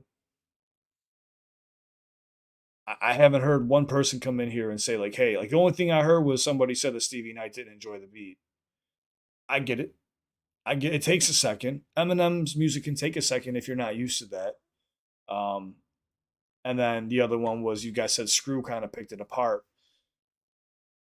I don't know how you can lyrically when it's Eminem. You're trying to critique Eminem. That's it's beyond me. Now, if you're critiquing like Relapse or something, that's understandable because even M will admit, hey, like I was out of my element there. But even with that, it's hard to critique because he still fucking shits on people when he's just having down times. JJ said Bruce contribution. Okay, bye. JJ, you're going against the grain. I like the hook though. Sample Steve Miller's band. Yeah, everyone was telling me that. I didn't catch it. I never heard of Steve Miller's band before, so it is what it is, man. The Leon said, I sit back with this pack of zigzags and this bag of this weed. It gives me the shit need to be the most mean as MC. Oh man, that's fucking hilarious. But I love the way he puts that. I sit back with this. Oh, when he gets angry, dude, it's just so nasty. He's got that raspiness in his voice. Oh man, you got something special there, man. If he taps into that for this album, the world's gonna shut down. My question is, do you guys think there's going to be a song on here that's bigger than Houdini and will possibly break the internet? Do you think we'll have a second single off of this album that is a holy shit moment? That's my question to you. What do you guys think about that? All right, we got a couple yeses. Smoking a spliff while watching Cliff. A spliff was joining you blind sight. 100%. I think so, of course. Yes, most definitely. Absolutely. Not sure about a single on the album. 100%. He's going to collab with everyone that was in Houdini. Maybe.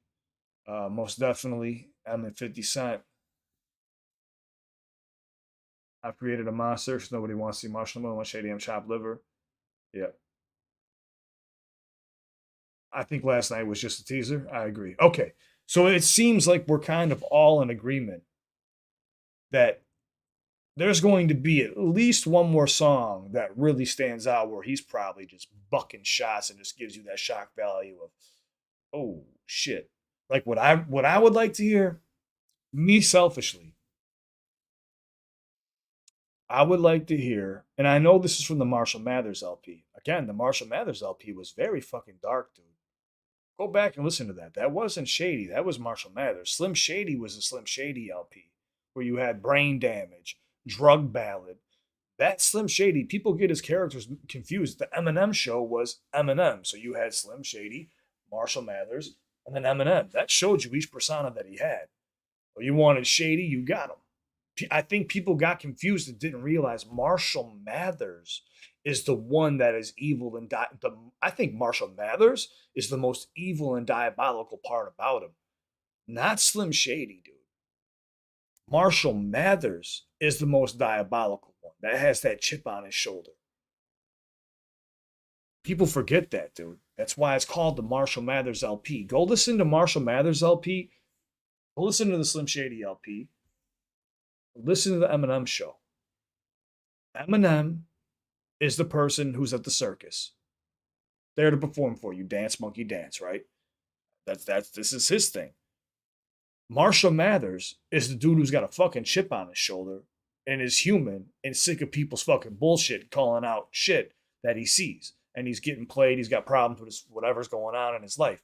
Then you have Slim Shady, which is his character, which is diabolical and evil, but at the same time very playful. But he was angry too. If you got Slim Shady angry, you had a serious problem.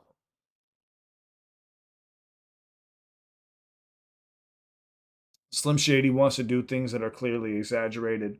Marshall Mathers wants to end you in a park. Yes.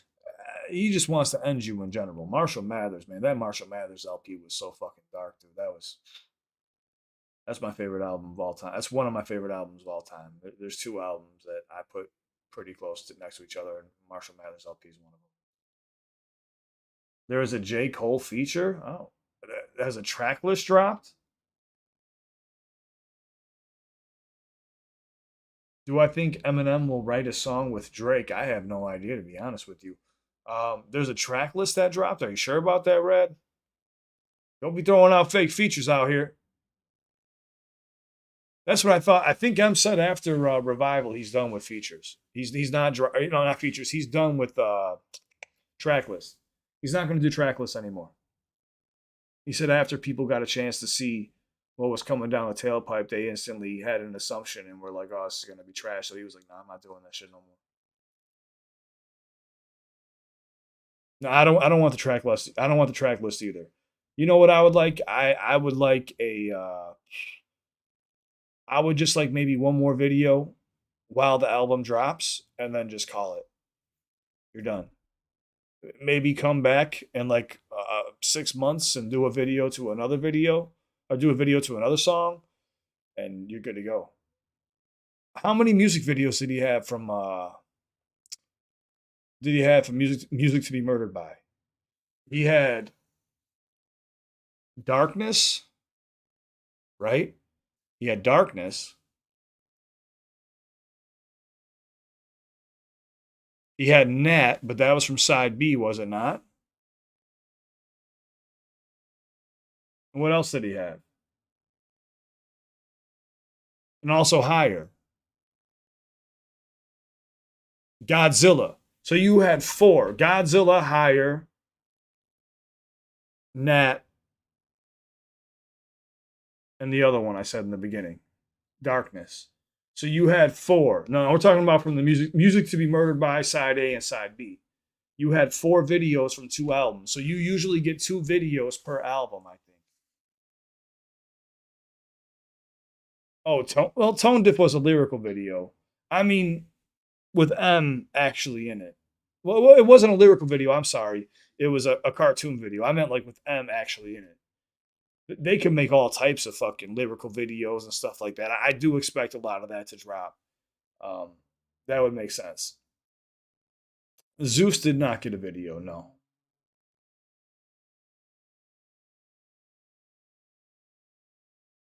Evan White said, "What's your background? Seems uninformed, in my opinion."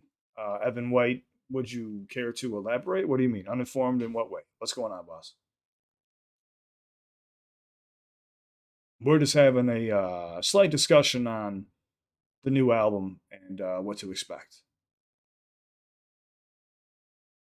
Evan White said, "Really?"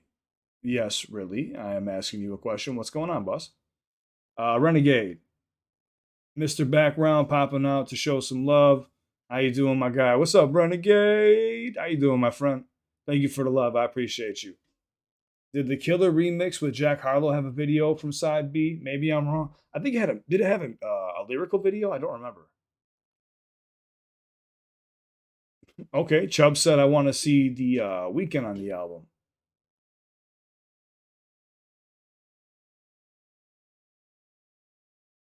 That's why he's Robin. What happened? Eminem shot Batman. That's why he's Robin. Oh man, that's hilarious. I feel like M is setting it up as a beef with Slim Shady. He has the track record of bodying artists and ended careers. When he goes in, the man is gonna beef with himself and win. That's a possibility. Uh, Toxic said, "Yeah, this songwriter CliffBeats guy doesn't seem to know what he's talking about." I'm joking. Oh no, you're all good, Toxic. I mean, even if you felt that way, that's cool. I don't expect everybody to get along with me. I was just curious as to what the one guy, I already forgot his name, the one guy was asking me a question about being uninformed. Didn't really answer me, he kind of just disappeared, but I expect that from people. It is what it is. Slim ain't holding back. I agree. Shout out to Steve Miller Band for the new track M dropped. Yep. It was dope. It was a dope track, man. I mean, if I had to go, give the song a rating, we'll say from a 1 out of 10, if I had to go rate Houdini as a 1 out of 10 song, right? Now, of course, I'm going to do this just from a song, not from like a first new single or a rollout or shock. I'm going just off a song. I would probably rate it somewhere around like a 8-1, 8-1 or a 7-9. Um, Probably more towards an 8-1. So I'm going with my first score. 8-1 is probably what I would rate it. Um, I think that's fair. I mean, dude, I'm also taking into consideration the rollouts he had in the year 2000, 2001, all the music he put out throughout his entire career. So I think 8-1 is a pretty good number. You know what I'm saying? You always got to leave a little. But dude, again, this is just my opinion. I could be completely fucking wrong. Who the fuck am I to judge Eminem? I'm just saying, like from a fan's perspective and somebody who is a professional writer, I see it as like an 8-1. Um, the video was up there with being one of the best videos. But I'm saying from just a singles perspective, just one song as a standalone single, I see it as an 8-1. We've seen Eminem come out with songs like Sing for the Moment, Stan, The Way I Am, Hi, My Name Is, Not Afraid. Like, dude, these were some songs that were so fucking impactful. There's no words for it that it leaves you speechless. Even when you want to go with Without Me, like there was just a moment in time he can't capture again, but he's pretty goddamn close to it. So I think 8-1's a fair score because it's going to be hard to accomplish that 9-5 he once did. That 9-5, which would be Stan, I don't. That even might even be like a 9.8. I don't think there's any room for improving that. I don't think there's any room. I think that song is like one of the most perfected songs in hip hop. That's probably one of the. I won't say one of the only songs I'll give a 10, but it's got to be like a 9.8 or a 10. Even The Way I Am, when that rolled out, I would give that like a 9.2, 9.3. That's just phenomenal. I'm talking about the song and the video as a whole as a standalone. See what I'm saying?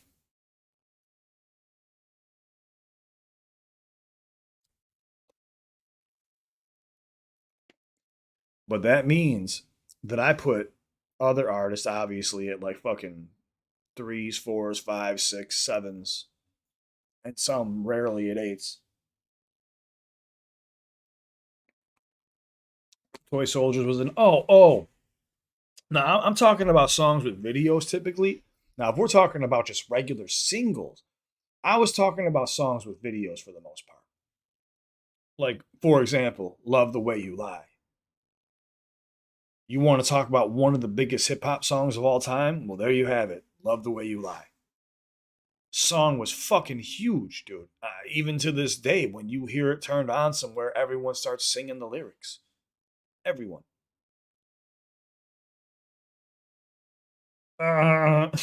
Just lose it. When I'm gone is dude. When I'm here, a secret about me is "When I'm Gone" is one of my favorite Eminem songs. Hands down, one of my favorite Eminem songs of all time. I think it was heavily slept on when it released. It probably played one of the biggest impacts in my life. Because that was just a pivotal moment in my life when things were changing. And when I heard it, it almost felt like, again, he's such a good songwriter. It made me feel like I was leaving a piece of me behind. That's just how good of a songwriter he is. But even without that factor, I'm so engaged with what he has going on with his life, and I followed it this entire time. And I've heard some previous singles on his album, and I'm like, these just aren't it. What's going on? Then you put on "When I'm Gone," and it's making sense that he no longer wants to do this anymore. He's falling out of love with hip hop. All the fame and all the money and notoriety and all the extra bullshit. He's getting sick of it. It's killing him.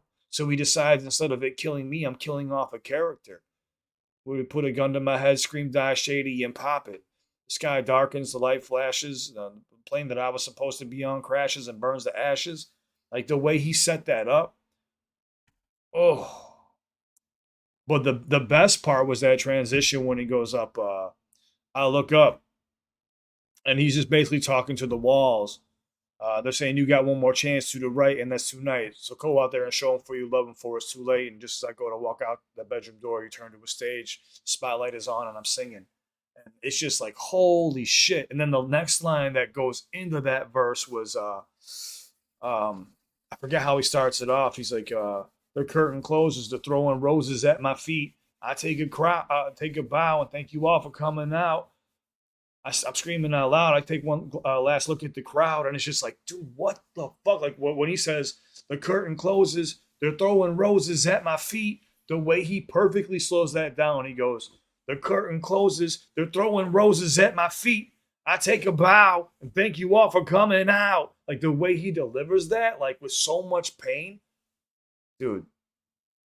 I heard that bar and I was like, this is one of Eminem's best songs of all time, dude. Like where he's being so genuine that it's just like he's giving you a peek into a lifestyle that nobody else leads either. Like saying like, yo, like you see all this shit that I got? You think it's cool, huh? My own daughter doesn't fucking recognize me. I gotta be here for her. I'm having trouble with my wife. Like I'm a fuck up. I'm a drug addict. Take another pill. Yeah, I bet you will. Rap about it. Yeah, word to keep it real. Like he's telling you right there, I have a fucking drug problem. This is 2005, 2006. Like telling people I have a fucking problem. That song was so heavy. Sorry to go off on that little tangent, but man, that was an epic moment in hip hop. I think it was just kind of glossed over a bit.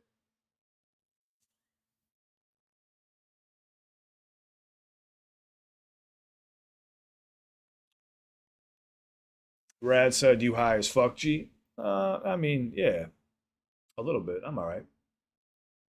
Renegade says, "I can't call it. I'm good. Still blessed to still be breathing and still be here to experience the death of Slim Shady when it drops. Been a fan of his since day one." Yeah, same here, boss. Same here, boss. Man, it's just I've been a fan of a lot of artists for a long time, and it's always kind of. You ever noticed how I'm not going to call it any names, but there's other artists who never really officially bowed out with like a, "Hey, this is my last album. Come check me out." I see Eminem doing that. Like, "Hey, this is my last album. Come check me out. Like, this is it. I'm killing off this character." Um, Not saying I'm not done with music, but I'm killing off this character. There's been a lot of artists that have kind of left me with blue balls where I'm like, where the fuck did you go? Like, you're on top of the game, and then you just stop making music, and I'm like, you really never said goodbye to your core fans. I see Eminem actually saying goodbye. If this man's gonna say goodbye to Hollywood, I think he's gonna say goodbye to his fucking fans that have been ride or die for him for this long. Eminem knows what kind of fan base he has. Why do you think every time you see him doing anything, it's nothing? You never hear about any scandals with Eminem besides him pistol whipping a bouncer when he was younger. But all you hear is positive things about the dude. You hear he's very serious, but when you're friends with him, he's very goofy and fucking lets loose. But if he doesn't know you, he's standoffish, rightfully so. If you come from those areas, you're standoffish with people you first meet. You're not too sure of them. Um, but yeah, man, I'm getting sidetracked. I have a feeling this album is going to be something special. Yo, what's up, Ray H? Thank you so much for the donation, but please save your money, my friend. What do you see in the upcoming music era? Do you have any advice for new artists that want to have success in 24, 2025 with those changes in mind? Okay. Before I bounce out of here, I got you really quick. Okay. I'm going to tell you this. Ray H, what kind of music you make? Are you speaking for yourself as an artist? What kind of music you make? What's up, Drop Barracuda? What's up, homie? How you doing, my friend?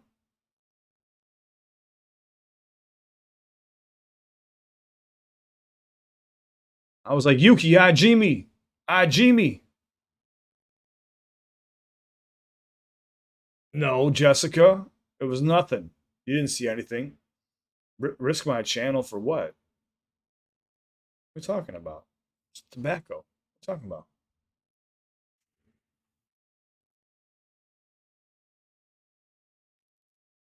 I didn't know tobacco was illegal. Tobacco is illegal?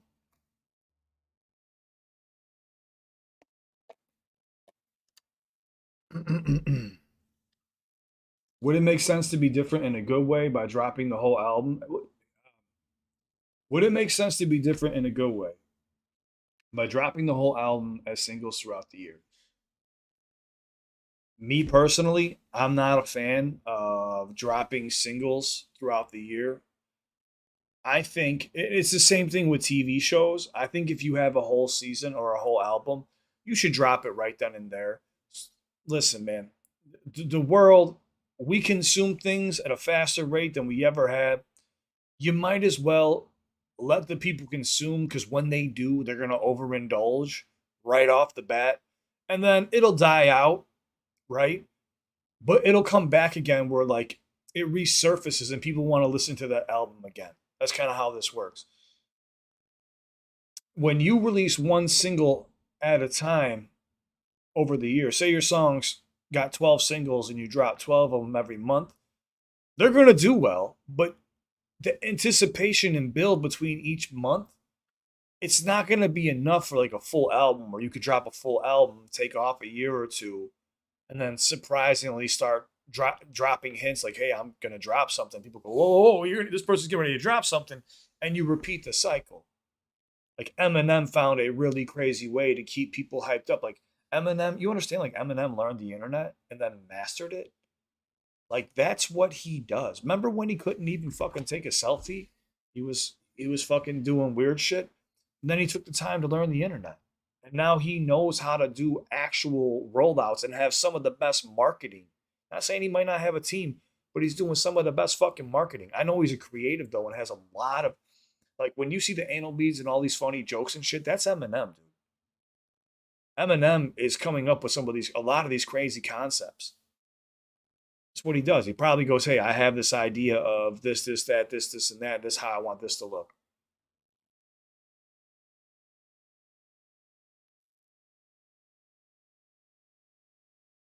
That's what I'm saying. He learned how to FaceTime. He learned how to do everything. You're getting like one of the most well-rounded artists who we thought peaked in 19 or 2000, 2001, 2002, but in reality, yeah, okay, he had a prime moment and did peak. He did peak. There was a time where this man was untouchable. You touch this man in an impolite way, and your career was destroyed if he went on a warpath. Today, it's not so much the same. He's more humble, but also he's becoming more and more dangerous the more that we let this Slim Shady character loose. That's why he's saying, like, look, it's going, what's going on in the video? He's chasing Slim Shady. So obviously he's been chasing Slim Shady because Slim Shady's been in control. So he's got to capture Slim Shady and fucking kill him or do something to make sure that Slim Shady can go away forever. Because I think throughout this track, you're going to get some crazy shit being said, dude. Cliff, is it a merchandise countdown or is it a countdown to the next single? It's hard to tell with Eminem because he's such a recluse. Yeah, he is.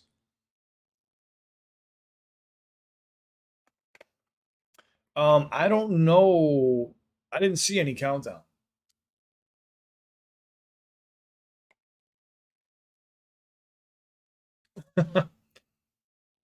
M retires.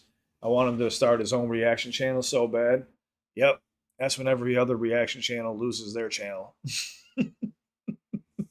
We all lose our channels when M comes. We'll all be fucked. He's gonna be sitting there with his glasses, like, all right, so what he did here was okay. Yeah, he used this internal rhyme scheme, and I like the way he played with this, and I can see him doing it. It would be fun to watch, man. That would be a fun little spin. Hey, maybe we get a song where he actually like makes fun of reaction channels or impersonates reaction channels. That would be a good idea. That'd be a great concept. Not necessarily taking digs at reaction channels, but maybe puts them on the map. I know he enjoys react. Dude, 90% of the artists that I know and I work with, they all enjoy reaction channels. It's free promotion for them. Or bar break, whatever you want to call it. Bar breakdown, analysis, reaction channels. I guess reaction channels for short, or content creators. Artists love it because it's free promotion. Where the fuck else are you gonna go and have somebody promote your album where you can get millions of views just because somebody talks about it? Every artist loves it. There's a few sticklers in there that are like, no, I want the ad revenue, this, and that. It's like, but do you understand power and numbers? If your song's that good, you're gonna make that ad revenue and then quadruple that. I, it makes no sense. It's like what's happening right now within the music industry is old heads versus new heads. So you have new up and coming people within the industry saying, "Hey, we should be allowing music on TikTok. Hey, we should let people react and push this shit on social media for free. It's free marketing. You have to pay for marketing everywhere that you go. You want a Super Bowl ad? You know how many fucking millions of dollars it's gonna be? Oh, you want to put a fucking commercial on that gets this, you know how expensive that shit is? All you gotta do is put out an album and lift the restrictions for reaction channels to go nuts. Overnight, you're gonna have like out of all the reaction channels, if you add all of us together right now, how many do we have? Probably like I don't know, at least as many views as the video probably has or more. That's all free marketing. And with reaction channels, they listen to other genres and they go, oh, I like watching this person, or I like watching this girl, or I like watching this guy. What is this they're checking out? And then they put on, say, Eminem, and they go, oh, I know Eminem, but I never really listened. Let me listen. And they go, whoa, this is really good.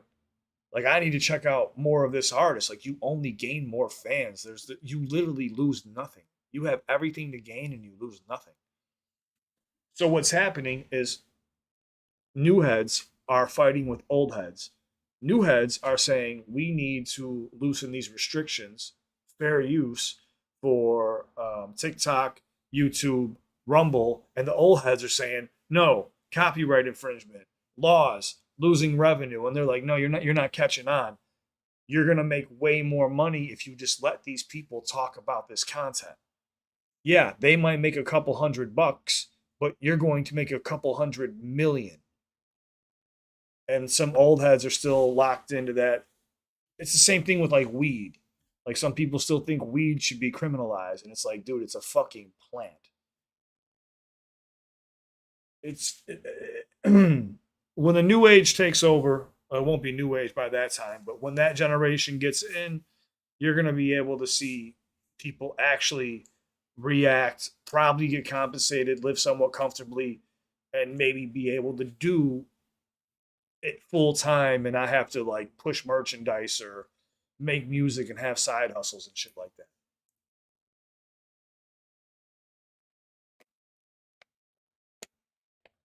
I don't know. Like I said, every artist I've talked to, they love reaction channels. So that's literally everybody. I had one person say they questioned me. They go, wait. They go, you have a reaction channel. I go, what's a bar breakdown channel? I listen to it. They go, have you used my music? And I go, yeah, I have.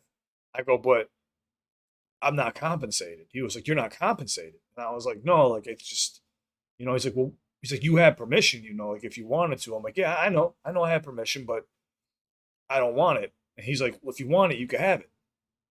And he's like, but I don't, he's like, I don't know though. Like, I don't lose any money, right? Like they don't know. Like, I don't lose any money, right? And it's like, no, distribution companies online, they're collecting the money. And then, yes, you can make money from your videos. But what I do is I say, hey, go like, go subscribe, go comment, and show love to your channel. He goes, oh, so you're promoting me? And I'm like, yeah, basically. And he's like, I love that shit. And then what do? You fucking talk about the music. And I go, I try to break down the lyrics from a writer's perspective. And I also do a reaction.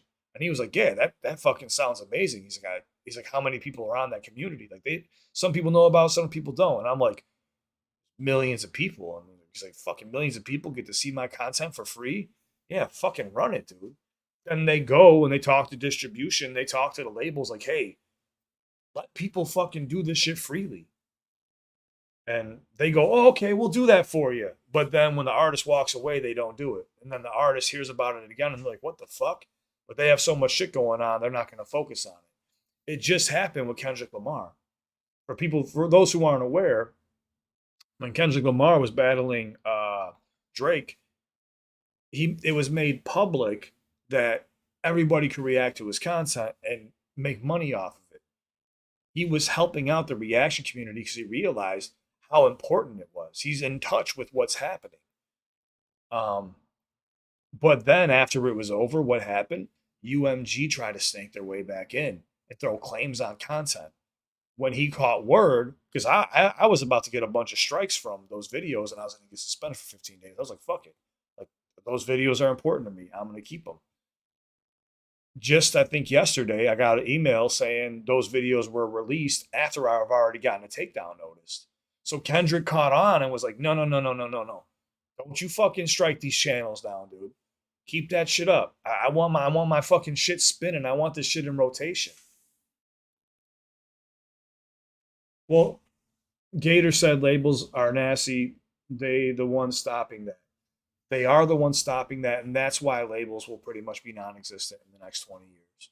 I mean, you'll still have like groups that work together, but I see independent artists basically taking over.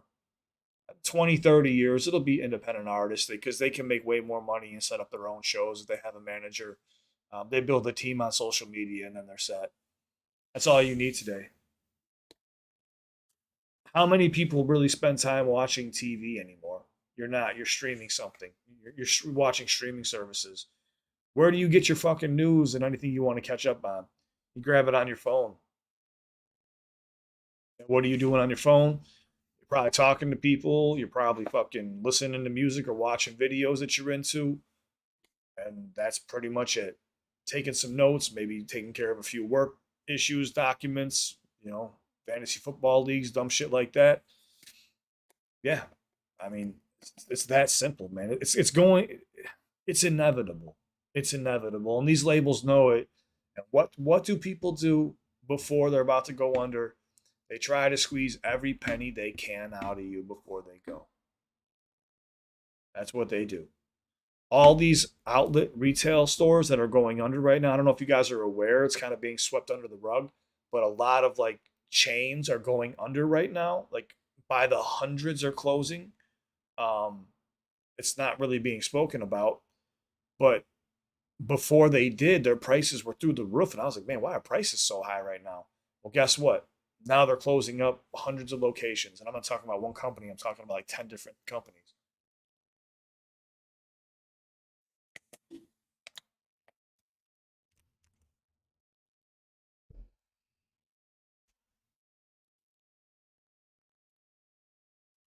Ooh, I like that, Yuki. What I do with my phone, texting my parents that I love them because they're still here and checking the time. Hey, that's an underrated comment right there.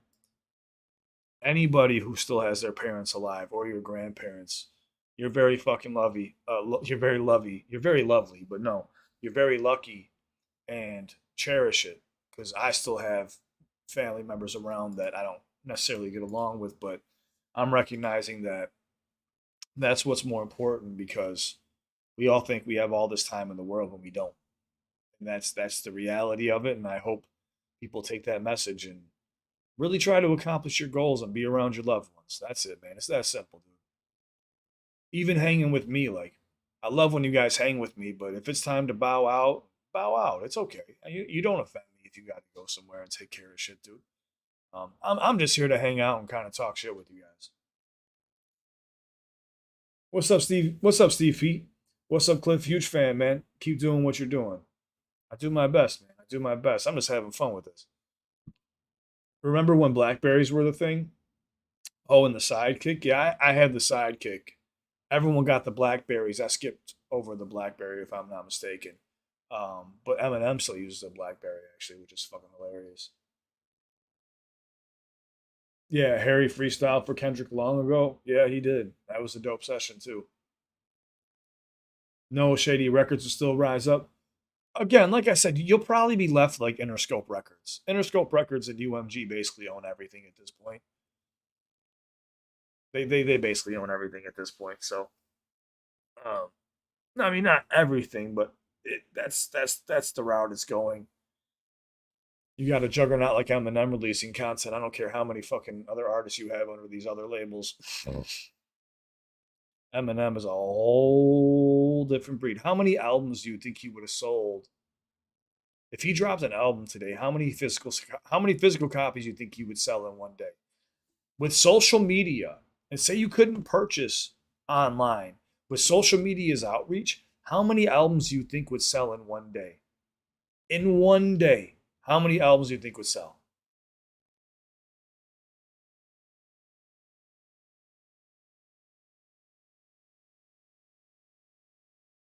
Anybody? I wouldn't buy one. Oh, it would be easily 1 million, dude. Dude, look how many streams he got off of one song. Think of all the channels that replicated that song and then uploaded it again and also got 1 million views for like lyric videos and shit. Dude, that's just on YouTube. Go and count Spotify as well and Apple Music. Any platform for that matter, dude. This man has probably racked up around 30 to 40 million views, if not more, within 24 hours. You know, at least a third of those people are going out to buy albums. You understand how big that is? That is absolutely insane.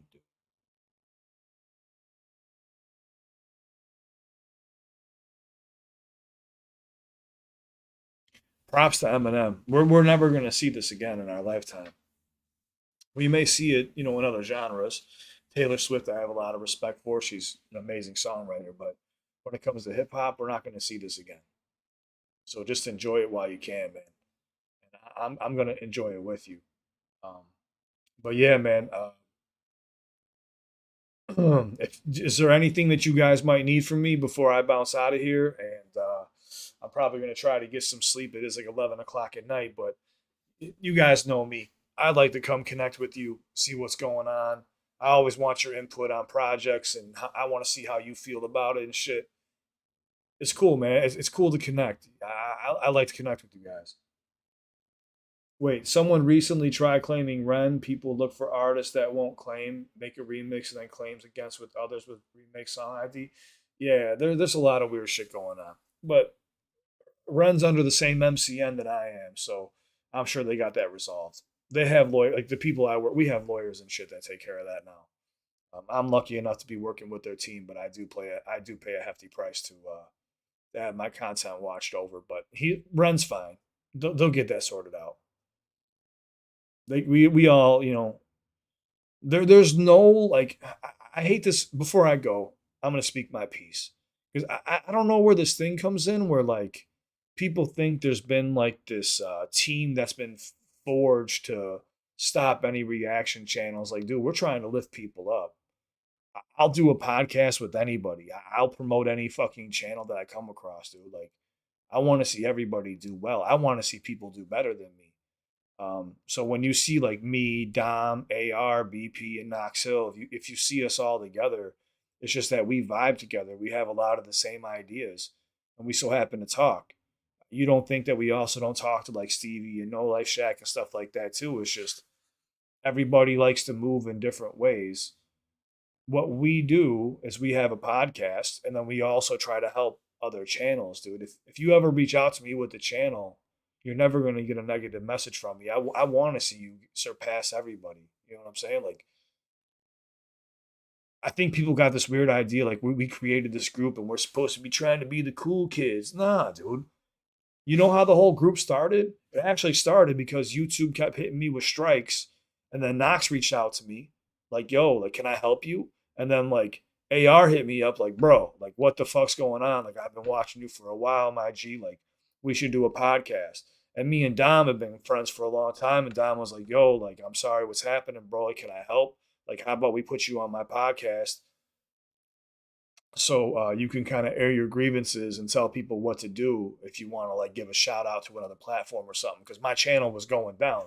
I had 2 days before YouTube was going to take me out, and I luckily got that resolved. But AR did the same. So Dom and AR put me on their podcast so I could say, hey, AOD, do me a favor. Since I'm going to be gone, go be with them. These are great gentlemen and they're going to treat you the right way. I wouldn't steer you the wrong way because those are like good guys. And then Knox, he was also like trying to help me and giving me advice from people, within the YouTube world and was trying to help out my situation. And then while you're doing that, you're kind of you cracking jokes and developing friendships with everybody. And one thing like we're all deciding like, hey, we should all just be in fucking a personal group chat together. And then that's what we did. Next thing you know, we're all just kicking it like homeboys. That's all it is. It's not like we're teaming up against anybody. Anybody can come say what's up. You know what I'm saying? Like it's not like that. So it's a weird misconception. I don't understand that. People think like we teamed up against people to shit on them, but if you watch any of us, we're always promoting each other. We're not just each other, but we're promoting everybody. Like we're not channels that are going around and being like, "Hey, that was shit." We're out here going, "Hey, that song was fucking cool as fuck. Do me a favor, go subscribe to that person." Like I'm just here to enjoy this with you. That's what we do, and some people don't like that, so it's very weird. I just wanted to clear that up because there's no like, hey, we're the cool kids club. No one's accepted. It honestly all started because my channel was being attacked by YouTube. That's why that's why I'm even working with YouTube behind the scenes right now. We're trying to fix issues with my channel that have been going on for 3 years. And if you noticed, all of a sudden my channel's working again. I think we're about to hit 300,000 subscribers. Like dude, I went from doing like 15,000 to 20,000 subscribers a month to doing like 500 out of nowhere because I turned YouTube down 2 years ago. So I think they're trying to like fix the issues that they fucking put upon my channel. So it is what it is, man. But we all came together because we were all having issues and I was about to get fucking cut from YouTube. YouTube brought us together and those were the people that reached out to help me. You see what I'm saying? Um, I'm forever in debt to all those gentlemen. Like, I'm forever in debt to those guys. Then I got people out here who just make music that hate me for no reason or try to steal my content or chop me up and put me in videos to try to make me look bad when I have been nothing but kind and even get fucking called out for my race and shit. It's like that's a weird flex. That's a weird move on social media when we're all here to like support each other.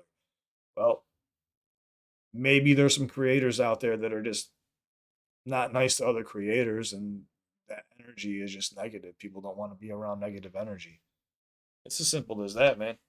There's no fucking teams here or sides. It's just I'm neutral with that. Dude, even people who don't like me, I hope you have a fucking wonderful night and I appreciate you because even with you hating me and watching me, you're still helping this channel out. So thank you. I appreciate you.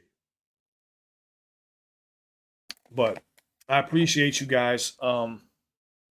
Enough of my tangents and life lessons. I started getting on my fucking preaching. uh, but yeah, I'm gonna even Easy's mom thanked your kindness years ago. I know Clip. Yeah, Easy Mill's mom is amazing. I just spoke to her recently. She's a sweetheart. And they're all they're all cool, man. I try to have a good relationship with everybody on here, man. If you're a fan of this channel, you're a fan of trying to bring people together, not in a cheesy way. I'm just saying, like, look out for one another. If you need to talk to somebody, talk to somebody. We got each other's fucking back, man. We're not here that long, dude.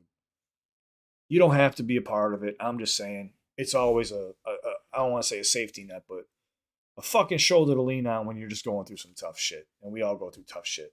But thanks for watching with me. Yeah, those are my thoughts on the album. I think we're gonna get some shock value. I think I'm gonna cut deep. I think I'm gonna cut deep on a lot of artists.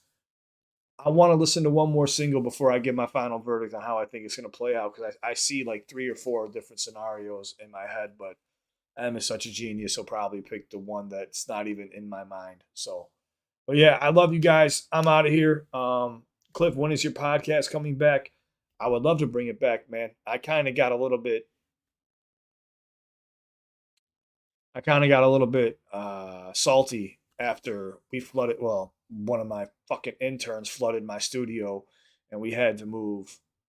We had to we had to get all the water out of there, ruined a bunch of equipment, so we had to move Studio E upstairs, which is where I was going to do my podcasts. And ever since then, we've never changed anything back. So I got a little bit salty, and I kind of stopped doing the podcast. But instead of doing the podcast, you know what I do now? I do random segments like this where we get to connect about a topic. And then I also do like where my insomniac's at. I do my live streams and stuff just to stay connected. So I don't know, man. I hope you guys know you got a fucking friend here. If you ever just want to tune in, listen. I know I say some crazy shit sometimes, but uh, I just want you guys to know you have a channel that you can come chill out at, ask me questions. I'm gonna read whatever I possibly can and look out for you as much as I can. So, or I'm gonna go off on fucking tangents like today. But thank you for being here with me. I love you guys. You are all amazing, man. I wouldn't trade you guys in for fucking 100 billion subscribers. It wouldn't even fucking be worth it. Some people value money over relationships. I'm the exact opposite, man. Relationships are more important than any fucking dollar is. Steve P, thank you so much for the donation. I didn't mean to say that as I got a donation. That looked really bad. I'm sorry, Steve P, but you know what I was trying to say. I tried to end on a stoic note. And Steve P fucked me up. All right, I love you guys. I'm out of here. You guys all stay safe. I'll be back Monday, uploading in full force. You will see me. I might even randomly go live over the weekend. You don't know. But everyone go take care of yourselves. And if you need me, again, Instagram's down below. All right, I'm out. Everyone take care of yourselves. Thank you so much. You guys are the real goats. Thank you, JJ. Thank you, Jessica. Everybody over on Twitch holding me down. Thank you. Yuki, Gina, Michael, Lyle, Stephanie, Nasty, Renegade, Muse, the Bougie King, Buddha, IDA, everybody else. You're all fucking amazing, man. Don't let anybody ever tell you different. You're fucking amazing.